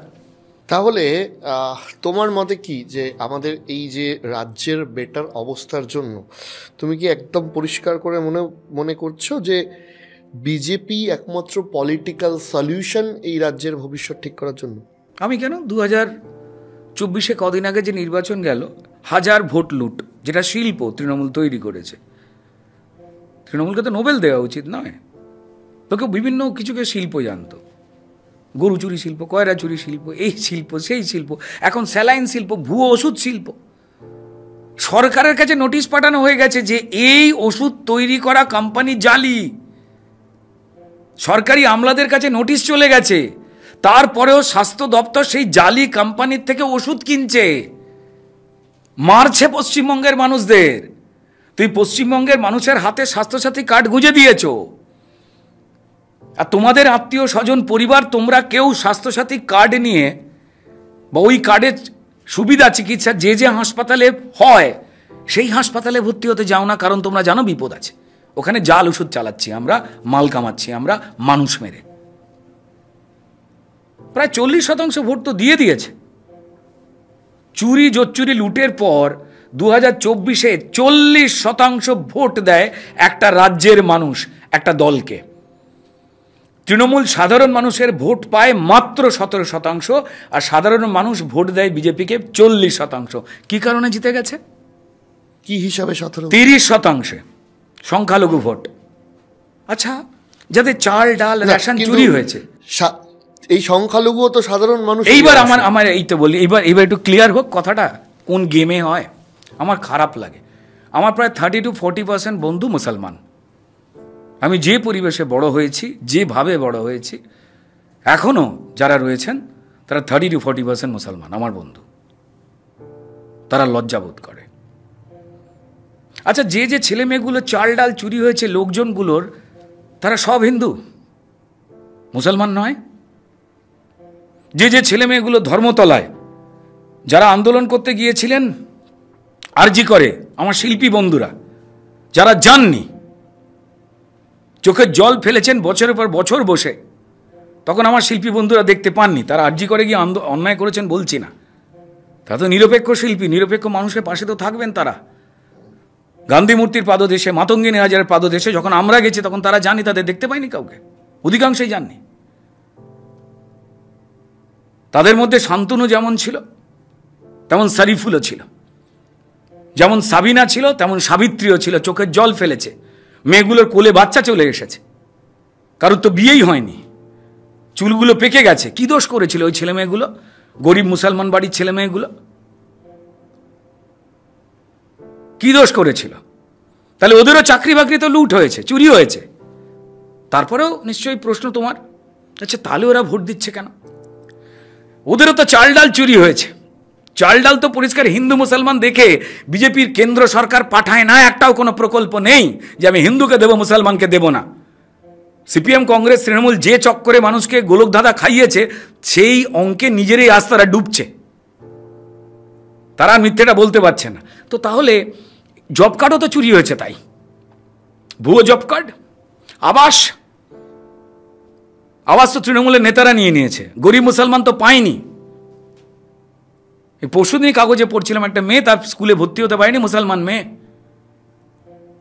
স্কুলে ভর্তি হতে পারেনি বলে মেয়েটা আত্মহত্যা করেছে ডায়মন্ড হারবারে। তারপরেও নিশ্চয়ই আপনার আমার প্রশ্ন, অনেকের প্রশ্ন, আচ্ছা তাহলে ভোটটা দিচ্ছে কি করে? সোজা উত্তর দিয়ে দিই, জেনে নিন। মুসলমান সমাজে আপনারা নিশ্চয়ই খেয়াল করেছেন 2024-এ ইমামরা লিফলেট বিলি করেছিল মুসলমান সমাজকে যে তৃণমূলকেই ভোট দিতে হবে বলে, কারণ মুসলমান সমাজ তৃণমূলকে ভোট দিত না। হিন্দুর যতটা সর্বনাশ করেছে তৃণমূল, মুসলমানের ততটাই বা তার থেকে বেশি সর্বনাশ করেছে তৃণমূল। তারা বলেছিল বিজেপি এলে বের করে দেবে তোমাদের। ভারতবর্ষের এতগুলো রাজ্যে বিজেপি রয়েছে, কোথায় কোন মুসলমানকে বের করে দিয়েছে এটা দেখে নিয়েছে কিন্তু মুসলমান। কিন্তু মুশকিলটা হচ্ছে মুসলমান ধর্মে সারিয়া আইনে তাদের পরিবার বা সম্পর্ক চলে, এটা জানেন স্যার? জানেন না। তাদের বিবাহিত জীবনে কার কি সম্পর্ক হবে, কে বাড়িতে থাকবে আর থাকবে না, সেটা ঠিক করে দেন ইমাম। সারিয়া আইন মেনে সম্পত্তি ভাগ হলে কে ঘর পাবে, কে উঠোন পাবে, কে পাবে আর পাবে না, ঠিক করে দেন ইমাম। তাই আমার যাকে পছন্দ নয়, যে আমার চাল ডাল চাকরি রেশন প্রাণ চুরি করছে, আমি তার বিরুদ্ধে ভোট দিতে গেলে আমার সর্বনাশ করে দিতে পারে ইমাম। তাই ইমামদের সঙ্গে কিমাম মাখানো সম্পর্ক করেছে তৃণমূল, আর একটা অংশের ইমাম সাহেব তারা বাধ্য করাচ্ছে ভয়েতে ভোটটা দিতে। বিজেপি এলে কোনো রাজ্যে কোথাও কোনো মুসলিমকে বার করে দেওয়া হয়নি, যারা ভারতের মুসলমান তা আমার রাজ্যের মুসলমানরাও জানে। কিন্তু মুশকিলটা হচ্ছে ইমাম, আর এই একটা অংশের ইমামের জন্য, যারা সৎ ইমাম, যারা ভালো ইমাম, তাদের মাথা হেঁট হয়ে যাচ্ছে। কিন্তু এই একটা অংশ কি এতটাই পাওয়ারফুল যে 30% ভোট এদিক ওদিক করতে পারে? আগে হ্যাঁ। তাহলে বিজেপি এটা আজকে থেকে তৈরি করা হয়নি, এটা তলে তলে তৈরি করা হয়েছে। কি করবেন আপনি? মুসলমান সমাজ পুরোটা যে ভয় পেয়ে রয়েছে, কে বলেছে? তারা জানে বিজেপি এলে বার করবে না, ভারতবর্ষের কোনো রাজ্যে আমাদের বার করে না। কেন বার করতে যাব? কি কারণে? চূড়ান্ত উগ্রবাদী যদি কেউ কথাবার্তা বলেন, যদি অবশ্যই কাজী নজরুল ইসলাম লিখেছিলেন একের বৃন্তে দুটি কুসুম, হিন্দু মুসলমান। আরে শুধু হিন্দু কেন গাইবে, কেন আমার মুসলমান ভাই গাইবে না? এটা কেন এটা আবৃত্তি করবে না? আমার দায় খালি, বুঝতে পারছি না তো। জনগণ মন, বন্দে মাতরম তারা গাইন, গান না, আমার দেশের গান, না জনগণ মন তারা গান না। আমি ভারতীয় দলে বহু বন্দে মাতারাম তারা গান না। কেন গান গাইবেন না? কেন বন্দে মাতারাম গাইবেন না? কষ্ট হয় তো। খালি আমরা বলে যাব একই বৃন্তে দুটি কুসুম। দ্বিতীয় সংখ্যা গুরু হচ্ছে মুসলমানেরা পশ্চিমবঙ্গে। সংখ্যা লঘু কাদের বলা হয়? 5% বা তার আশপাশে যে জনপদ, তাদেরকে বলা হয় সংখ্যালঘু। তাই মুসলমান সমাজের মানুষেরা পশ্চিমবঙ্গে সংখ্যা গুরু দ্বিতীয় স্থানে। সংখ্যা কখন বাড়ে আর সংখ্যা কখন কমে? পরিবেশে বাড়ে। গাছ যেমন বড় হয়, আলো, অক্সিজেন, জল, মাটি, ঠিক তেমনই জনপদ সে বড় হয় তার বেসিক নিরাপত্তা যেগুলো বা বেসিক যোগান যেগুলো সেগুলো পেলে। ধর্মের ভিত্তিতে ভারতবর্ষ তৈরি হয়েছিল, কোনো বিপ্লব করে আনন্দে তৈরি হয়নি। বিপ্লবের আনন্দের শেষের পর মুসলিম লীগ বললেন যে আর হিন্দু মুসলমান থাকতে ভাল লাগছে না, আমরা আলাদা হব। আমরা চাইনি ভাই, আমাদের পাঁজর কেটে তারা চলে গিয়েছিল। যাওয়ার সময় 25 কোটি টাকা অ্যাডভান্স নিয়ে গিয়েছিল পাকিস্তান, যখন তারা বানিয়েছিল এই মুসলিম লীগ। 25 কোটি টাকা সেই দিনের।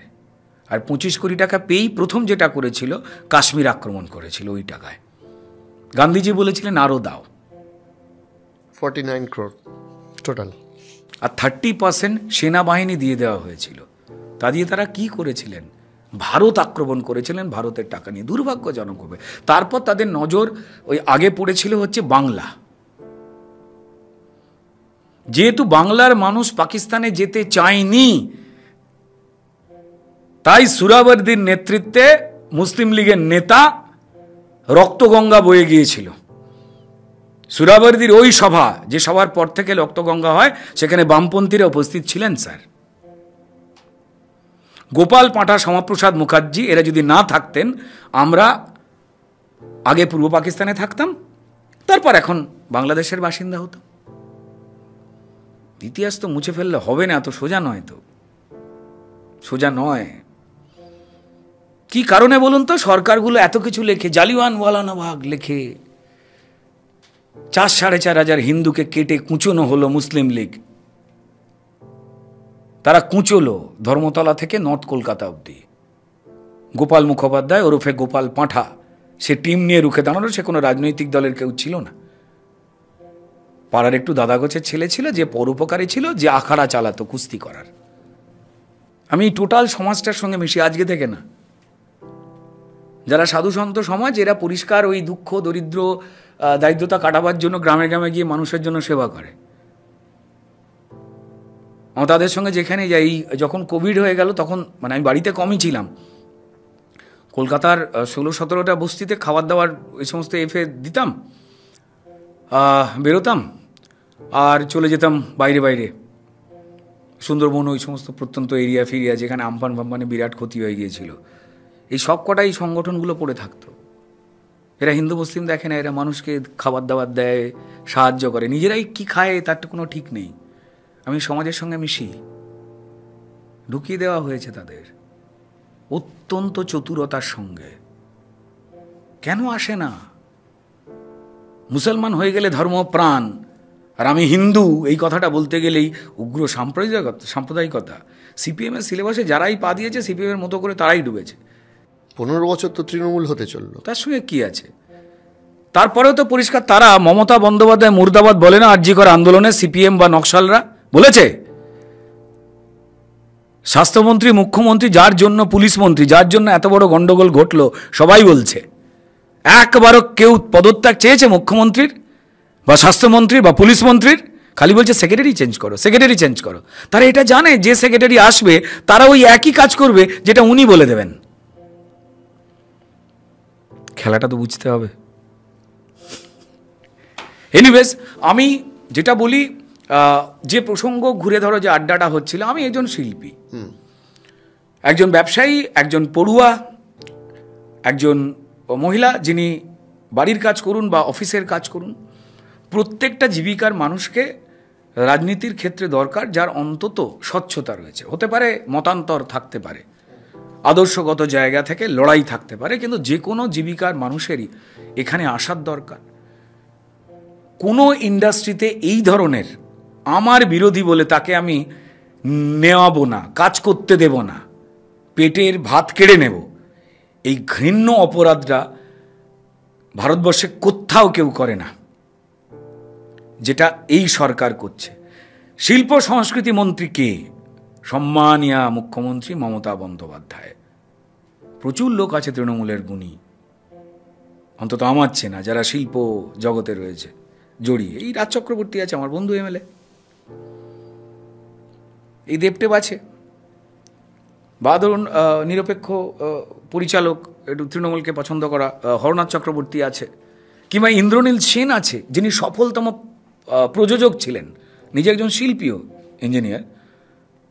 তো তাকে টলিউডের দায়িত্ব দিচ্ছে না কেন? কিন্তু তারা তো সানন্দে তৃণমূলে আছে, হঠাৎ করে রুদ্রনীল ঘোষী বাঁকা তাদের হয়ে কেন প্রতিবাদ করছেন? যে কোনো জিনিসের জায়গায় আপনি নিজে ভালো থাকবার জন্য অন্যকে যে মারছে তার বিরুদ্ধে আপনি আঙুল তুলে কথা বলতে ভয় পান হয়তো, বা হয়তো কেউ পরিষ্কার লুটের ভাগ পায়, যে কোনো একটা কারণ হবে। এরা তো ব্যক্তিগতভাবে কেউ খারাপ নয়, কিন্তু প্রাণের ভয় তো আছে। আপনি তৃণমূলের বিরুদ্ধে কথা বললে, আমি 4 বছর কাজ না করে পরিষ্কার চোখের জল ফেলেছি চুপ করে বসে, একা প্রতিবাদটা করেছিলাম প্রথমে। আজ যারা বলছে এক হওয়ার দরকার প্রতিবাদ, তখন তারা আমার পাশে কেউ এক হয়নি, আর সেটা দেখে তৃণমূল এসেছিল, জানে এরা এক হবে না। এই অ্যালিগেশনটা তো ঘুরিয়ে ধরো তোমার দিকেও আসতে পারে, যে আজকে বিজেপি সেন্ট্রাল গভর্নমেন্টে আছে বলে রুদ্রনীল ঘোষ সেই দিকে গেছে। আসতেই পারে যে কেন্দ্রীয় সরকারের বিরুদ্ধেও কথা বলতে সে ভয় পায়। সেন্ট্রালের জায়গা আমি খেতে পাচ্ছি না দাদা। ব্যাংকে যে জমানো রয়েছে সেটাকে দিয়ে চলছে, সেটা কোনো রাজনৈতিক দল আমায় দেয়নি, পশ্চিমবঙ্গের মানুষ দিয়েছে। আমার বাড়ি গাড়ি, আমার জামা কাপড় যা বানিয়েছি সেটা পরিষ্কার ওখান থেকেই, ওই টাকাতেই, যে আমি শুটিং করে যে টাকা পয়সাগুলো পাই। অজয় দেবগন আর অজয় দেবগনের সঙ্গে ময়দান সিনেমাটা আর কে মেননের সঙ্গে শেখারম করে একটু বাড়তি টাকা পেয়েছিলাম, হিন্দি একটু বেশি টাকা দেয়। আমার পরিচালক প্রযোজক বন্ধুরা আমায় নিলে তাদের সিনেমা হলে চলতে দেবে না এই ভয় দেখিয়েছিল বলে নিতে পারেনি। হ্যাঁ, সৃজিত, পরম কয়েকজন নিয়েছিল, ইন্দ্রদীপ দাশগুপ্ত, নিয়মের তোয়াক্কা না করে। নিয়ম মানে মুখে না বলা নিয়ম, কারণ তাদের ক্ষতি করে দেবে। আচ্ছা, শহরের বুকে ওরা আমায় নিল, যদি জল বন্ধ করে দেয় তৃণমূল, বালতি নিয়ে কোথায় চান করতে যাবে? কারেন্ট বন্ধ করে দেয়, সবার ক্ষমতা নেই, দম নেই এই লড়াইটা লড়বার। আমি এক্সপেক্টও করি না যে সবার সমান সাহস থাকবে। আমি বিরাট বিপ্লবী, আমিও সেরকম ভাবি না। আমি হয়তো বিয়ে করিনি, আমার হয়তো স্ত্রী নেই, বাচ্চা নেই, সেই জন্য হয়তো আমি পারছি, বাকিদের হয়তো আছে, তাই তারা অন্যায়ের প্রতিবাদ করতে গিয়ে চুপ করে যান, কম্প্রোমাইজড হয়ে যান কোনো জায়গায়। তা আমি সেটাকে তো কখনো খারাপ বলবো না, তারা আমার বন্ধু ছিল, আছে, থাকবে, আমি তাদেরও প্রবলেমটা বুঝি। কিন্তু ঘটনাটা হচ্ছে, যে পাষণ্ডরা এটা করছে, এই সিস্টেমটা, দে উইল নট এক্সিস্ট, তারা থাকবে না, কর্পূরের মতো মিলিয়ে যাবে। যে রাজনৈতিক দলই ক্ষমতা আসুক, আজকে আপনি অফিসে যদি করে দেন, যে এই অফিসে রাজ্য সরকারের অফিস, সুতরাং এখানে শুধু তৃণমূলের সমর্থকরাই চাকরি করবে, তা হয় নাকি? আচ্ছা, কেন্দ্রে বিজেপি আছে তো আমার ঘোড়ার ডিমের কি? কেন্দ্রে বিজেপি আছে বলে আমি 3 বার মার খেয়েছি, একবার তো মরেই যেতাম 2021 ভোটের সময়, যেভাবে মেরেছিল। একটাই সুবিধা পেয়েছি, আমাকে সেন্ট্রাল সিকিউরিটি দেওয়া হয়েছে যাতে আমি মরে না যাই। বাবু, নিজের রাজ্যে আমাকে নিজে সিকিউরিটি নিয়ে ঘুরতে হচ্ছে। কি বলছেন, এটাই তো অনেকের কাছে বিজেপি করার একটা ইন্সপিরেশন বলে তৃণমূল বলছে, যে বিজেপি করলে সেন্ট্রাল সিকিউরিটি পাওয়া যায়। ক্রিমিনালরা কি বলছে সেই নিয়ে আপনি আনন্দ পেলেও পশ্চিমবঙ্গের মানুষ পায় না। তো সেটা হচ্ছে যে তৃণমূলের নেতাদের পুলিশ নিয়ে ঘুরতে হয় কেন? তাহলে কে ধরবে? পাবলিক ধরবে। মুখ্যমন্ত্রী বলেছিলেন শওকত মোল্লা বোম বাঁধে, এই তুই বোমবাদা শওকত মোল্লা, তারপর যাতে উনি মন দিয়ে বোম বাঁধতে পারেন সেই জন্য জেট ক্যাটাগরির নিরাপত্তা দেন বোম বাঁধার জন্য। তো আবার এই শওকতের বোম বাঁধাতে অসুবিধা হচ্ছিল, আরাবুল ডিস্টার্ব করছিল বলে আরাবুলকে বলেছে তুমি দল থেকে সাসপেন্ড, বার করে দেওয়া হলো। কেন? ও বোম বাঁধছে, সামনে ইলেকশন। তো আরে আমার নিজের, আমি মরে না যাই। মনে আছে কোভিডের সময়তে ভবানীপুরে আমি চাল ডাল খাবার স্যানিটাইজার দিচ্ছিলাম, প্রকাশ্যে দাঁড়িয়ে ওখানে কাউন্সিলরের বর বাবলু সিংয়ের সঙ্গে দেখা তো হবেই আমার একদিন, সেদিন অনেক গল্প করব। আমায় ঠাটিয়ে চড় মারে রাস্তায় পুলিশের সামনে। এই যে আপনি জিজ্ঞেস করছেন না, পুলিশ এরকম করে দাঁড়িয়ে রয়েছে, দেখছে আমায় মারছে, মারতে মারতে বলছে এখানে গরিব মানুষ সালা খেতে না পেয়ে মরে যাবে, তৃণমূল ছাড়া যে খাবার দেবে গলার কেটে নামিয়ে দেবো। মারছে, আমাকে মারছে। ছোটবেলা থেকে রাজনীতি করে এসেছি তো, যদি শুধুমাত্র আমার তৃণমূলে যে বন্ধুরা এমএলএ এমপি হয়েছে তাদের মতো তো নয়, তারা ভালো, তাদের আমি কিছু বলতে চাই না তাদের নিয়ে। যদি কোনো শিল্পী হতো বা যদি কোনো ভদ্রলোক হতো, কেঁদে ফেলতো লজ্জায়। আমি চোয়াল শক্ত করে মারগুলো খেয়েছি দাঁড়িয়ে দাঁড়িয়ে। আর সেদিনই ঠিক করেছিলাম একটা সময় আসবে যখন তোমায় আমি ত্রাণ দিতে যাব, সাহায্যের। ইনহিউম্যান কোনো আচরণের থানায় বসিয়ে রেখে দিয়েছে, তাকেও মনে আছে, নিচ্ছে না ডায়েরি। পুলিশ অফিসার কি করবে? ভোট লুট, এই অন্যায়, ক্রাইম এবং ক্রিমিনালকে যদি সে রক্ষা না করে তার সর্বনাশ হয়ে যাবে।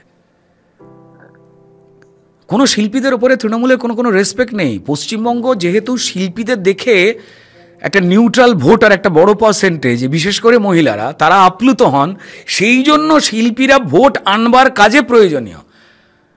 আর যে তৃণমূলের এমএলএ এমপি বা যারাই এসেছেন, যারা প্রশ্ন করেন, তাদের তো 12টা বেজে যায়। প্রশ্ন করবেন না, কত টাকা লাগবে, কি সুবিধা লাগবে বলে দিন, জাস্ট কিপ কোয়াইট। আর এই তৃণমূল থেকে যখন বহু তৃণমূল নেতাকে, ইনফ্যাক্ট যাদের বিরুদ্ধে অভিযোগ আছে, যখন দেখেন যে বিজেপিতে আসছে, তখন কিরম লাগে? দুটো জিনিসের জায়গায় দেখুন, তৃণমূল, আপনি নিশ্চয়ই পাহাড়ে গেছেন। আচ্ছা, এই পোশাক পরে পাহাড়ে যান না? প্রত্যেকটা বাড়ির বা প্রত্যেকটা জায়গায় না একটা করে নিয়ম আছে। সেখানে যেতে গেলে মাঙ্কি ক্যাপ, ঠান্ডা লাগার টুপি, জ্যাকেট পরে যেতেই হয়, নাহলে ঠান্ডা লেগে আপনি মরে যাবেন। আর তেমনই আপনি যদি পরিষ্কার ওই পোশাকটা পরে দীঘা, পুরী বা গোয়ার বিচে ঘোরেন, তাহলে আপনাকে উন্মাদ ভেবে পুলিশ ধরবে। তৃণমূলে থাকতে গেলে এই ধরনের কাজগুলোকে হয় মেনে নিতে হবে বা এই অন্যায় কাজের পার্ট হতে হবে, এই লুট, চুরি, জোচ্চুরির। যারা ওখান থেকে বেরিয়ে যে কোনো দলে, হয় ইলেকশন মানে নির্বাচনী বা রাজনৈতিক ময়দানের জায়গা তিনি ছেড়ে দিন, বা অন্য যে কোনো রাজনৈতিক দলে কোথায় আসবেন না আসবেন তার ইচ্ছা, কাকে নেওয়া হবে কি হবে না সেটা সেই পার্টির ইচ্ছা। সেই অ্যানালিসিসের জায়গা তো করা হয় যে পরিষ্কার যে তিনি আলটিমেটলি পরিষ্কার যে ধর্মে দীক্ষিত ছিলেন সেটাকে ত্যাগ করতে পেরেছেন কিনা। এটা তো যে কোনো রাজনৈতিক দলের ক্ষেত্রে হয়। কিন্তু ধর্মকে আমি মানে পলিটিক্যাল যা ধারণ করে সেটাই তো ধর্ম। আমি পলিটিক্যাল থেকে বেরিয়ে তোমার ব্যক্তিগত জব, আমি লাস্টের দিকে আছি পলিটিক্যাল আলোচনার। ধর্ম কি এরকম হয় যে আমি সকালে একটা ধর্ম, বিকেলে একটা ধর্ম, আবার সকালে একটা ধর্ম, বিকেলে একটা ধর্ম? ব্যারাকপুরের এমপি সিট অর্জুন সিং, অর্জুন সিং তৃণমূল থেকে বিজেপি এলেন, বিজেপি থেকে তৃণমূলে গেলেন, আবার তৃণমূল থেকে যেই বিজেপিতে এলেন সঙ্গে সঙ্গে টিকিট, মানে একটা লোকে শুদ্ধিকরণ হচ্ছে, আবার সে সোকল্ড শুদ্ধিকরণ থেকে বেরিয়ে বিজেপির ভার্সানে তোলাবাজ হয়ে যাচ্ছে, আবার পরের দিন সকালবেলা শুদ্ধিকরণ হচ্ছে। এক রাতে শুদ্ধিকরণ সম্ভব না? এটা তো কিছু কনফিউজিং ঘটনা ঘটেনি এরকম তো নয়, এটা তো ঘটেওছে, তার পেছনে কিছু কারণ রয়েছে। কিন্তু আমার তো কনফিউশনটা ক্লিয়ার হলো না, তৃণমূল থেকে যখন বিজেপিতে আসছে বিজেপি বা অ্যাকসেপ্ট করছে কেন? রাজনৈতিক দলের ক্ষেত্রে তো দরজা খোলাই থাকে, কিন্তু ঘটনার জায়গা হচ্ছে যে আপনি কোনটা নিয়ে আসছেন, আপনি কোনটা নিয়ে আসছেন। কাল সকালবেলা অবধি যে তৃণমূল নেতা ছিল তিনি হঠাৎ করে তার কি পরিবর্তন হয়ে যাচ্ছে? সে একই কথা তো পরিষ্কার বলছে, কাল আপনি তো ভোট দিতেন সিপিএম কে, 2011-তে তৃণমূলে ভোট দিলেন কেন, কোন দায়? একই কথা তো বাবুল সুপ্রিয়র ক্ষেত্রেও তাহলে তৃণমূল বলতে পারে। বাবুল সুপ্রিয়র ব্যাপারে আমি কোনো কথাবার্তা বলবো না, তিনি নিজের আমি দলেই আরো 10 কোণঠাসা হয়ে যন্ত্রণার মধ্যে রয়েছেন। উনি আমার একজন প্রিয় শিল্পী, আমি ওনাকে নিয়ে কিছু বলবো, উনি ভালো থাকুন, এর বাইরে আর কিছু বলবো না।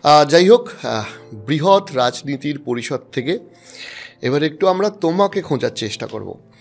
সেটা হচ্ছে যে তোমার ইদানিং বহু কবিতা ভাইরাল হচ্ছে। এই কবিতাগুলো আমরা দেখছি যে তুমি পাঠ করছো, তুমি লিখছো, এই প্লটগুলো তোমার মাথায় কি করে আসে? মানে এটা আমাদের পিছনের গল্পটা বলো না।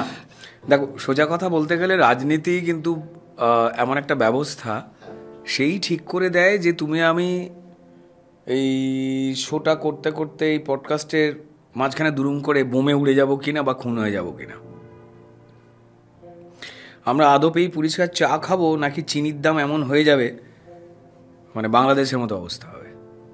রাজনীতি ঠিক করে দেয়, রাজনীতি ঠিক করে দেয় কে শুটিং করবে আর করবে না।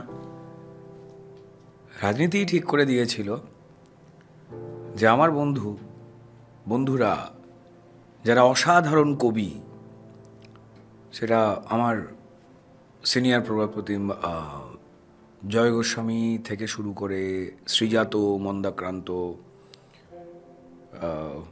এরা বন্ধু আছে বিনায়ক বন্দ্যোপাধ্যায়, যারা কবি, এদের মধ্যে অনেকেই যখন সমাজ নিয়ে যে সুন্দর কবিতা বলে একটা অন্য গল্প, বাস্তবতা বিলবভাবে মানুষের কাছে আনা বন্ধ করে দিলেন, কবিতায় আর তেমন করে সমাজের গল্প বলতে চাইলেন না, তখন আমাকে এটা লিখতে হলো। কবিতা লিখি ছোটবেলা থেকে, কবিতা, গল্প, চিত্রনাট্য এগুলো তো লিখি, কিন্তু যে গুণী সে তো গুণী, তারাও এই বিষয়ে দারুণ দখলদার মানুষ। যে কবিতাগুলো দেখতে পাওয়া যায় সেগুলো একটু তো ছড়ার আঙ্গিকে বলি। তার কারণটা হচ্ছে আমার মনে হয় আমি আমার সমাজের গল্প বলছি, আমি আমার পাড়ার গল্প বলছি, আমি আমার মহল্লার গল্প বলছি, আমি আমার মানুষের সুখ দুঃখের গল্প বলছি। আর যারা একটু চাইলেই পারতেন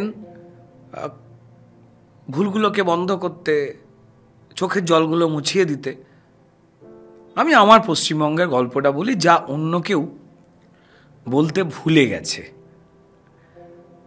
আমি চাই যে শ্রীজাত দারুণভাবে লিখুক, জয়দা দারুণভাবে লিখুক এই বাস্তবতাকে নিয়ে,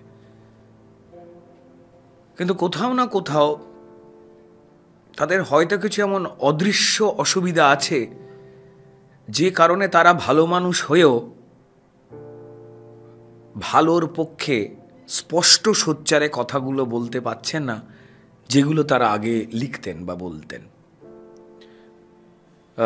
আমি অপেক্ষা করে আছি যে আমি বন্ধ করে দেব কবিতা যেই তারা লেখাটা শুরু করবেন।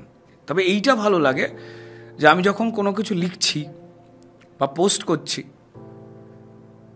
সেটা আমার পেজে যত না ভিউ হচ্ছে সেখান থেকে নিয়ে এখনের প্রচুর ইউটিউবার ভাই বন্ধু বোনেরা রয়েছেন, ইভেন প্রচুর বড় বড় চ্যানেলের মেইনস্ট্রিম মিডিয়াও পোস্ট করেছে, আমি দেখেছি। হ্যাঁ, তারাও সেটাকে শেয়ার করেন, ভালো লাগে সেটা। বাট কিছু মেসেজ তো থাকে, কিছু মেসেজ দেওয়ার থাকে, কিছু কথা বলবার থাকে। আমরা তো এই যে তুমি আমি কথা বলছি বা যে কোনো মানুষই কথা বলে হয় জানতে বা জানাতে, এছাড়া আর কোনো কথা হতে পারে না। আর আমার মনে হয় এখন কোথাও সুস্থ আলোচনারও একটা অভাব হয়ে গেছে। মানে ধরো আজকে আমাদের মধ্যে যত কথা হলো, আমার সব কথায় তুমি একমত নাও হতে পারো, আবার তোমার সব কথাতে আমি একমত নাও হতে পারি, কিন্তু আমাদের উভয়েরই উচিত পরস্পরের মতামতটাকে সম্মান জানানো। এই জায়গাটা সেখানে একটা বড্ড অস্থিরতা চলেছে। আর একটা যেটা হয়েছে না, মানুষ বিভিন্ন রকমভাবে এতটা বিরক্ত, আর এই বিরক্তির কারণটা হচ্ছে প্রাপ্তি। মার্কেটটা বড় হয়ে গেছে, রোজগারটা এক রয়ে গেছে, ঘন্টাটা 24ই দাঁড়িয়ে আছে। এখন কেউ শুধু সিনেমা যায় না, কিসে করে সিনেমা দেখতে যাব? ভাড়া ট্যাক্সিতে যাব, ওই মোবাইল ট্যাক্সি এখন যেগুলো রয়েছে, নাকি মোবাইলে বাইক, নাকি আমি টোটো করে যাব, নাকি গাড়ি সুন্দর ভাড়া করে যাব? তারপর তো সিনেমা দেখতে গেলে পরিষ্কার ভুট্টা ভাজাকে ফুলিয়ে টুলিয়ে মাখন ফাখন দিয়ে 300 টাকায় বেচে দেবে। 10 বার খেলে মনে হবে ওই পয়সা না খেয়ে জমালে একটা ভুট্টা ক্ষেত বানিয়ে নেবো 1 বছর পরে। সেই খরচ আছে, গাড়ির খরচ গেল। তারপর পরিষ্কার হয় খাবারের দোকানের হাতছানি বিভিন্ন রকম, যেগুলো মা বানায়নি, আর নয় হচ্ছে এমন জামা কাপড় যেগুলো আমি পরিনি। তো ফলত এই যে পরিষ্কার একটা খরচের প্যাকেজ রয়েছে, সেখানেও মোবাইল নিয়ে ঢুকি আর কি, আমরা ঢুকতে হয় ভয় করছে। তো আমি পুরোটা দেখি। এটা দেখবার পর যখন পরিষ্কার দেখি যে একটা ঘটনা খুব ইন্টারেস্টিং ওয়েতে ঘটছে, মেবি সেটা খারাপ বা ভালো বা বিপজ্জনক ফর দ্য সোসাইটি বা গুলোনো হচ্ছে, তো তখন আমার মনে হয় যে কথা বলি। আমি একটা খুব ইন্টারেস্টিং প্রশ্ন, আমি আমাদের দিলীপ বাবু এসেছিলেন, দিলীপ ঘোষ, ওনাকেও জিজ্ঞাসা করেছিলাম, এই রাজনীতির মঞ্চে না এখন অবিবাহিতদের দাপাদাপি, মানে ধরো প্রাইম মিনিস্টার, চিফ মিনিস্টার, তুমি, শুভেন্দু অধিকারী, মীনাক্ষী, কেউ বিয়ে করেনি। তো বিয়ে না করার কি একটা রিয়েলি অ্যাডভান্টেজ আছে রাজনীতি? দিলীপ ঘোষ এটা নিয়ে কি বলেছে? দিলীপটা তো খোলা মনের লোক, বলো আমি তো বিয়ে করার সময় রাজনীতি করিনি, ফলে না, সে 32-34 বছরের প্রচারক ছিল, আন্দামান বনে জঙ্গলে পড়ে থেকেছে, মানুষের সেবা টেবা করে বেরিয়েছে, রাজনীতির বাইরের লোক। বলছে রাজনীতিতে আসার বয়সে আমার বিয়ের বয়সটা চলে গেছে, ফলে না, আমার যেটা হয়টা কি, ধরো আমি ওই ভদ্রলোকের এক কথা বলে একটা খুব মজার কোট আছে, আমি প্রতি বছরেই বলি যে সামনে বছর বিয়ে করছি। এবার এই ঘটনাটা মোটামুটিভাবে এটা বছর 15 ধরে আমি একটা কিন্তু ধরে রাখতে পেরেছি। তো এইবার ঘটনাটা হচ্ছে যেটা, যে আমি একদম বিয়ের বিরুদ্ধে নয়, আমি বিয়ের ভয়ঙ্কর রকম পক্ষে, কিন্তু আমার কাছে বিয়েটা যেন চাকরি না হয়। বাড়ি ফিরতে হবে, আবার গিয়ে পরিষ্কার নুন তেল ইলেকট্রিকের বিল, পরিষ্কার শাশুড়ি কি বলেছিল, শালা আজকে বেগুনি জামা পরে কত ভালো দেখতে লাগছিল, আমাকে না মনে মনে এটা যেন করতে না হয় আর মুখে তাই আমি মানে এই মিথ্যাচারটা থেকে নিজেকে বেরোবার একটা মানসিক প্রস্তুতি নিচ্ছি। দেখো, সংসার মানে শুধুমাত্র সন্তান উৎপাদনের একটা লোক খাওয়ানো পদ্ধতি, এটা তো হতে পারে না। তো বা আমি এটাতে বিশ্বাস করি না হলেও, ঠিক আছে, আমার নিজের মনে হয়েছে যে ওই একদম শেষ সময় অবধি একটা মানে পূর্ণ বন্ধু সিলেকশন, হ্যাঁ ঠিক আছে, মানে সঙ্গী, জীবন সঙ্গী, হ্যাঁ, মানে বিয়ে হলো, প্রেম যৌনতা সেইটার খুব একটা বেশি দিন এক্সিস্টেন্স থাকে না, তারপর ওই আমি আর আমি মিলে আমরাটা হতে হয়। মানে আমার একজন লেখক বন্ধু ছিলেন, সে খুব দারুণ কথা বলেছিলেন, বলে জানিস তো, সেটা হচ্ছে যে যেদিন তোর বগলে ধর ভয়ঙ্কর দুর্গন্ধ হয়েছে, ঘামাঘামি করে দৌড়ে এসেছিস, ঠিক করে স্নানটাও করতে পারিসনি, শীতকাল, লেপের নিচে ঢুকে গেছিস, যেদিন তোর বউ তোকে আর গালাগাল করলো না, লজ্জা লাগছে না, ঘেমো গন্ধ, স্নানটা না পড়ে শুয়ে পড়েছ, সেদিন জানবি এই দুর্গন্ধ যেমন তুই পাচ্ছিস না, তোর স্ত্রী যেমন পাচ্ছে না, তার মানে ফুল সংসার হয়ে গেছে। আর যেদিন পরিষ্কার হয়তো পায়জামা বা লুঙ্গি খুলে রাখলি, কিন্তু খুঁজতে খুঁজতে গিয়ে তুই যদি ভুল করে বলে ফেলিস এই আমার লুঙ্গিটা কোথায় গেল, বা আমার পায়জামাটা কোথায় গেল, বা আমার গামছাটা কোথায় গেল, জানবি তুই অন্তর থেকে সংসার করছিস না। তোকে বলতে হবে, হ্যাঁ গো, আমাদের গামছাটা বা আমাদের লুঙ্গিটা কোথায় গেল। কারণ আমি শব্দের একটা আন্তরিক মৃত্যু ঘটে, আমরা বলে একটা বাহুবলী শব্দ তৈরি হয়, প্রচন্ড টাফ ক্রাইটেরিয়া দিলে একটা ভয়ঙ্কর। তো সেটা মনে হয় যে অনেস্টলি বলার দরকার। না না, জোকসে পার্ট, আমি বিয়ের ভয়ঙ্কর পক্ষে। আমার প্রচুর বন্ধুরা সবাই বিয়ে করে ফেলেছে, কেউ বিয়ে এত ভালোবাসে একবারের জায়গায় 2-3 বারও করে, এবং যেহেতু কারুর পাকা ধানে মই দিয়ে করেনি, তাই এটাকে নিয়ে যারা ট্রোল করার চেষ্টা করেছে, আমি জানি তাদের পরিবারেও এরকম আছে, আবার এরমও আছে তাদের পরিবারে বিবাহিত হয়ে গিয়েও লুকিয়ে আর একটা বিবাহিত সম্পর্কের মধ্যে দিয়ে গেছে। আমরা তো সবাই সমাজ থেকে শিখি না। তো যাই হোক, তো যার যেটা হজম হয়, যেভাবে হজম হয়, যেভাবে পারে সে সেভাবে করবে। আমার সত্যি বলছি বিয়ে করার ডেফিনেটলি ইচ্ছা আছে, কিন্তু এখন দেখো খুব সিম্পল একটা টার্গেট নিয়ে চলছে। সেই টার্গেটটা হচ্ছে যে পরিষ্কার সবাই মিলে একটু ভালো থাকবো, তার একটা লড়াই চলছে। তো ফলত আমি চাই না পরিষ্কার এই সময় এসে স্ত্রীকে সময় দেওয়া, তার কিছু আবদার মেটানো, সেটাও স্বামী হিসেবে একটা দায়িত্ব। এবার তুমি 10টা অন্য মানুষের দায়িত্ব নিলে যারা তোমার চেনা নয়, আত্মীয় নয়, তুমি তাদের জন্য দৌড়াদৌড়ি করছো, তাদের নিয়ে ভাবছো কাকে পুলিশ অ্যারেস্ট করেছে, মিথ্যে কেস দিয়েছে। ঠিক আছে, একটা ফোন আসছে, আমি খেতে পাচ্ছি না, একটুখানি সাহায্য চাই। ঠিক সেই সময় বলছি, জানো তো কালকে পলাশের বাবাকে এই যে আমাদের বিয়েতে এসেছিল, বললাম না আমাদের বাড়ির পাশে আগে থাকতো, এখন ভাড়া উঠে চলে গেছে তারকেশ্বরে, ওর বাবার তো সে অপারেশন হলো, 2টো কিডনিতে পাথর বেরিয়েছে জানো। এবার আমি যদি বলি পলাশের বাবার কথা শুনবো না। এক হচ্ছে যে পরের দিন সকালবেলা আমায় আহত হয়ে বেরোতে হবে এবং পরিষ্কার আমায় বলতে হবে যে আমার বিরোধী পক্ষ আমায় মেরেছে। আমি তো বলতে পারবো না যে আমি পলাশের বাবার গল্প শুনিনি বলে আমার ওয়াইফ মেরেছে, ঠিক আছে। কিংবা পরিষ্কার মানে 2-3 দিন বাড়িতে আমি ফিরছি না, তখন আমাকে বলতে হবে রাজনৈতিক কারণে অন্য কোনো জায়গায় প্রোগ্রাম সেট কর। তো আমি এটা তাকেও জ্বালাতে চাইনি। এটা ওয়াইফ হিসেবে তিনি যেই আসবেন, যিনি আমি যাকে যদি বিয়ে আমার হয়, আমি কোনো মানুষকে বিয়ে করব যিনি অন্তত 2-5 হাজার টাকার একটা কাজ করেন, একটু ঘামটা খুব সম্মানের জিনিস। যদি আমরা ছবি তোলবার সময় ঘামটা মুছে দিই, কিন্তু ঘামটা যারা চেনে আমার তাদের খুব ভালো লাগে, যারা ঘামকে সম্মান করে, দারুণ লাগে। তো আই হোপ কি তিনি যে চাকরি করুন, যতটাই করুন,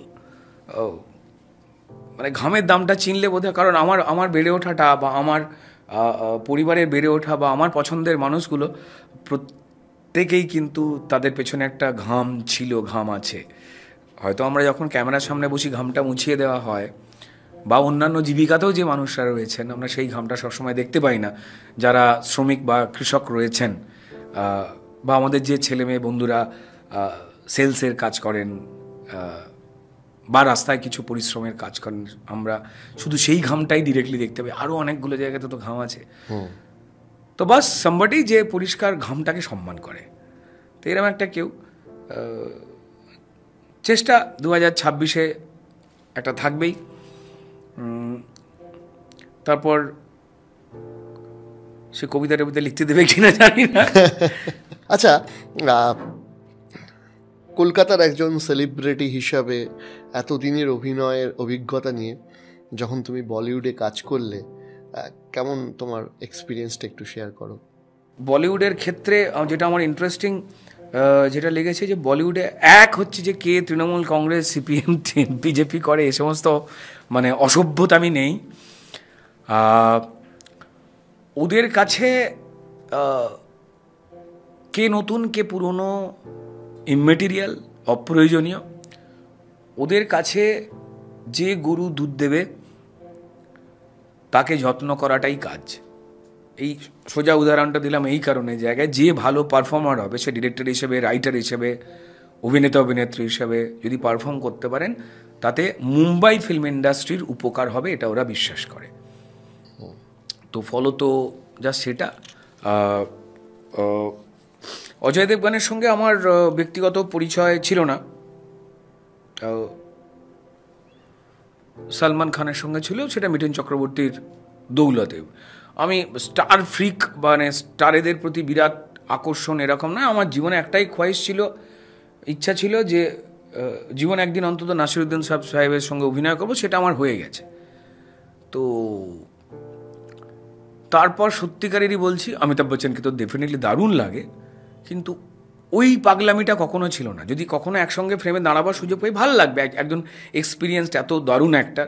কিন্তু আমরা যারা শুধুমাত্র ওই অভিনয় নির্ভরতার জায়গাটাকে বড় করে দেখি, তাদের কাছে ওমপুরি, নাসিরুদ্দিন সাজি, পঙ্কজ কাপুর, তো এই ধরনের লোকগুলো, অনুপম খের, মানে এই ধরনের লোকগুলো অনেক বেশি করে মানে ইম্পর্টেন্ট। তো যাই হোক, এটা এইভাবেই বেড়ে উঠেছি আমরা। তো ওরাও নাচ করতেন না, ফলে আমরা নাচ ফাচ শিখতে পারিনি, কিন্তু আজকে সব লাগে। তো যাই হোক, এখন তৃণমূলের দৌরাত্মে আমার কাজ একটু কমে গেছে, আবার সময় চলে যাচ্ছে। অভিনেতা, আমরা যতদিন আমাদের শরীর এবং মগজ, ডায়লগ মনে রাখতে গেলে যেটার আগে, সুস্থ থাকবে, ততদিনই যে কোনো সময় ফিরে আসতে পারি, যে কোনো মুহূর্তে ফিরে আসতে পারি। এবং যদি নিজের কাজে ফাঁকি না পারি, আবার দাগ কাটবো, আবার সেটা আমার জয় নয়। আমি যদি একটাও অ্যাওয়ার্ড পাই, এতদিন ধরে যা যা অ্যাওয়ার্ডস পেয়ে এসেছি, সেটা টলিউড ইন্ডাস্ট্রির অ্যাওয়ার্ড, আমার না। আমি কেউ না, আমি একটা মিডিয়াম। আমার নিজের মনে হয় যে আমাদের মতো করে আরও প্রচুর গুণী ছেলে মেয়ে ঘুরে বেড়াচ্ছে। শুধু যোগ্যতায় নাম হয় না, যোগ্যতার সঙ্গে কোথাও না একটা অসম্মানকে সহ্য করার সাহস থাকতে হয়। বেটে কালো অনেক কিছু বলতো আমাকে, বলতো, তাতে কিছু যায় আসে না। এই সমস্ত শুনতে হয়েছে। আমার হাওড়ার কিছু লোকজন জায়গা বলতো, যখন আমি হাওড়া থেকে, আমার হাওড়ার পুরনো বাড়ি, কলকাতায় যাচ্ছিস, মানে তাদের কাছে মনে হচ্ছিল যে পর্দায় অভিনয় করা মানে তাকে 6 ফুট লম্বা হতে হবে আর ফর্সা হতে হবে। সত্যি সেই সময় ওটাই ক্রাইটেরিয়া ছিল। আমি প্রথম পশ্চিমবঙ্গে পপুলার হই 1 নম্বর মেসবাড়ি বলে একটা সিরিয়াল হতো তখন, মানে অনেক আগে, তখন জাস্ট আমার এই কলেজ জীবনের ওই আর কি, মানে একদিকে আমার ছাত্র রাজনীতি চলছে, একদিকে আমার কনস্ট্যান্ট থিয়েটার, রাজনীতি, আমি ছোটোবেলা থেকে একসঙ্গেই, ছবি আঁকা, এগুলো সব আমার একসঙ্গেই চলতো, আমার কোনো অসুবিধা হয় না। মানে এমন নয় যে নতুন আয়ত্ত করেছি এটা। আমাদের এখানে পরিষ্কার ট্যালেন্টকে অ্যাসেম্বল করবার ক্ষেত্রে, চিহ্নিত করবার ক্ষেত্রে একটা বিরাট গেতোপনা আছে। সেই গেতোপনা থেকে বেরোতে হবে, নাহলে দর্শক আমাদের থেকে বেরিয়ে যাবে। মানে বাংলা সিনেমার পাশে দাঁড়ান, হামাগুড়ি দিন, বসে থাকুন, কেন বলতে হবে? বাংলা সিনেমা ভালো হলেই তো বহুরূপী সময় থেকে আবার তো টার্ন নিয়েছে। সবসময় সব ছবি হিট করে না। এই তো মেনস্ট্রিম শুয়ে পড়েছিল প্রায়, সেক্ষেত্রে ডেফিনেটলি খাদান অন্তত কিছুটা মাথা তুলে দাঁড়িয়েছে। যতটা বড় হিট বলা হচ্ছে ততটা বড় হিট হয়েছে কিনা আমি জানি না, কিন্তু যেটা জানি সেটা হচ্ছে যে অচল অবস্থা কাটাবার ক্ষেত্রে খাদান ইজ ভেরি ইম্পর্টেন্ট, তাই না? একদমই তাই। তো সেটা ফিরে আসে, এই যে এটা ভালোর দিকে যাওয়া। আমার অনেকগুলো ছবি বেরিয়েছে এখানে, তার মধ্যে চালচিত্র অন্যরকমভাবে প্রশংসিত হচ্ছে। সন্তান 5 বছর পরেও, 10 বছর পরেও লোকে পরিষ্কার টেলিভিশনে বা অন্য কোনো ফরম্যাটে চুপ করে চালিয়ে পরিবারের লোক দেখবে। মানে ওটার সঙ্গে কারোর প্রতিযোগিতা নেই। অন্তত খাদানের কঠিন সাবজেক্টটা ছিল দেবের সঙ্গে দেবের লড়াই। কারণ দেব টনিক হয়ে গেছে, দেব প্রজাপতি হয়ে গেছে, মেনস্ট্রিমের দর্শক রয়ে গেছে, কিন্তু মেনস্ট্রিমটাকে সেও পূর্ণ করতে পারছে না। এটা তারও তো লড়াই, তাকে তো জন্ম দিয়েছে মেনস্ট্রিম, তাই না? এত বড় একটা মার্কেট। আমার নিজের মনে হয়েছে যে মেনস্ট্রিমের ক্ষেত্রে গল্প, যে কোনো স্ট্রিমের ক্ষেত্রেই, আর এটা মেনস্ট্রিম, এটা প্যারালাল নয়, দুটোই বাণিজ্যিক ছবি হচ্ছে।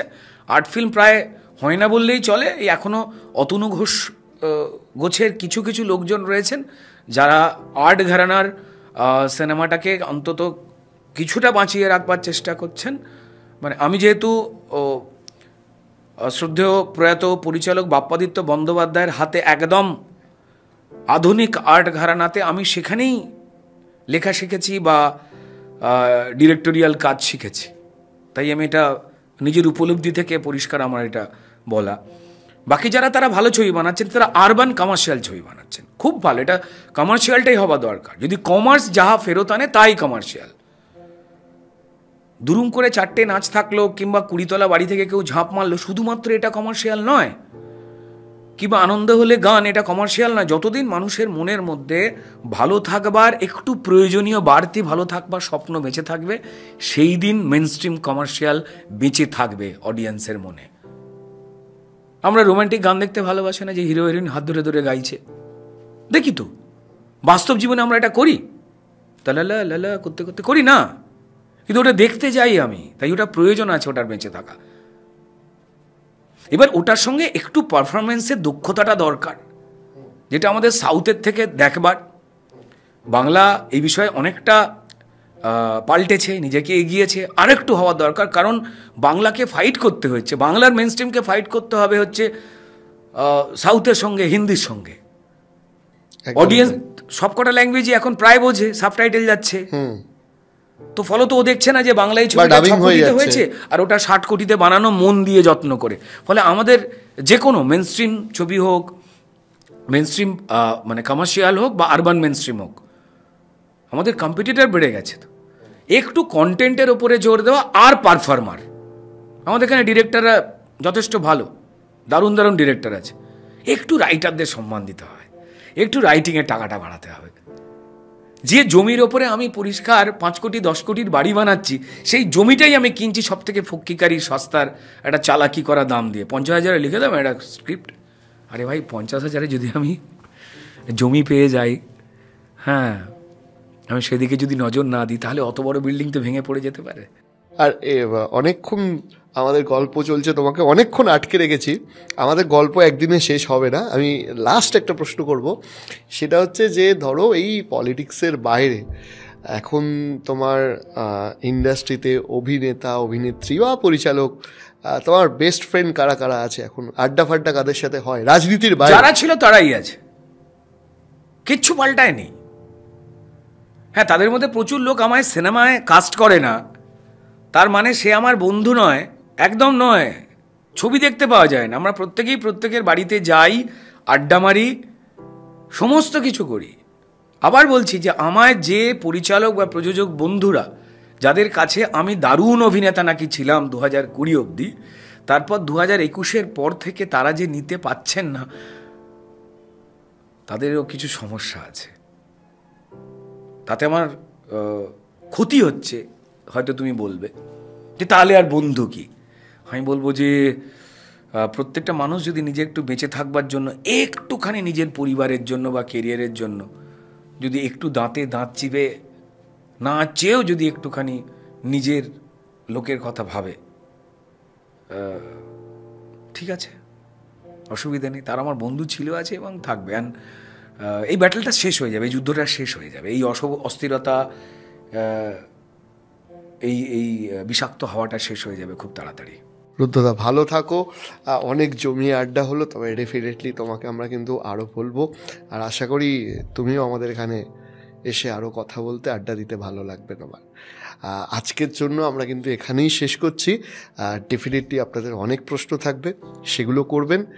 পরে রুদ্রদাকে আমরা আরও বেশ কয়েকবার এখানে নিয়ে আসার চেষ্টা করব। তবে বেস্ট অফ লাক রুদ্রদা। তুমি যে কাজ, যেভাবে স্ট্রাগল করছো, যে কাজ নিয়ে এগিয়ে চলেছো, হয়তো আজকেরও সব কথার সাথে আমি একমত হলাম না, বা অনেকেও একমত নয়, কিন্তু আমার মনে হয় যে আমাদের সবার, সকলের মতামতকে সম্মান জানানো উচিত। আমি আবার বললাম যে তোমার ধন্যবাদ, তোমার টিমকে ধন্যবাদ, এবং যে দর্শকরা, বন্ধুরা যারা দেখছেন, কেউ বয়সে বড় হতে পারেন, সমবয়সী হতে পারেন বা ছোট হতে পারেন, প্রত্যেকেই ধন্যবাদ। আমাদের মতামত এবং পছন্দের ভিন্নতাই বোধহয় আমাদের বৈচিত্র্য নিয়ে আসে। আমরা একে অপরকে সমালোচনা করব, কিন্তু তার সঙ্গে সঙ্গে অন্যরা আমার মতের বিরুদ্ধে বা আমার মতো নয় বলেই সে ভুল, এইটা যেন আমরা কখনো পর্যন্ত এটা এবং পারস্পরিক সম্মান এটা না করি।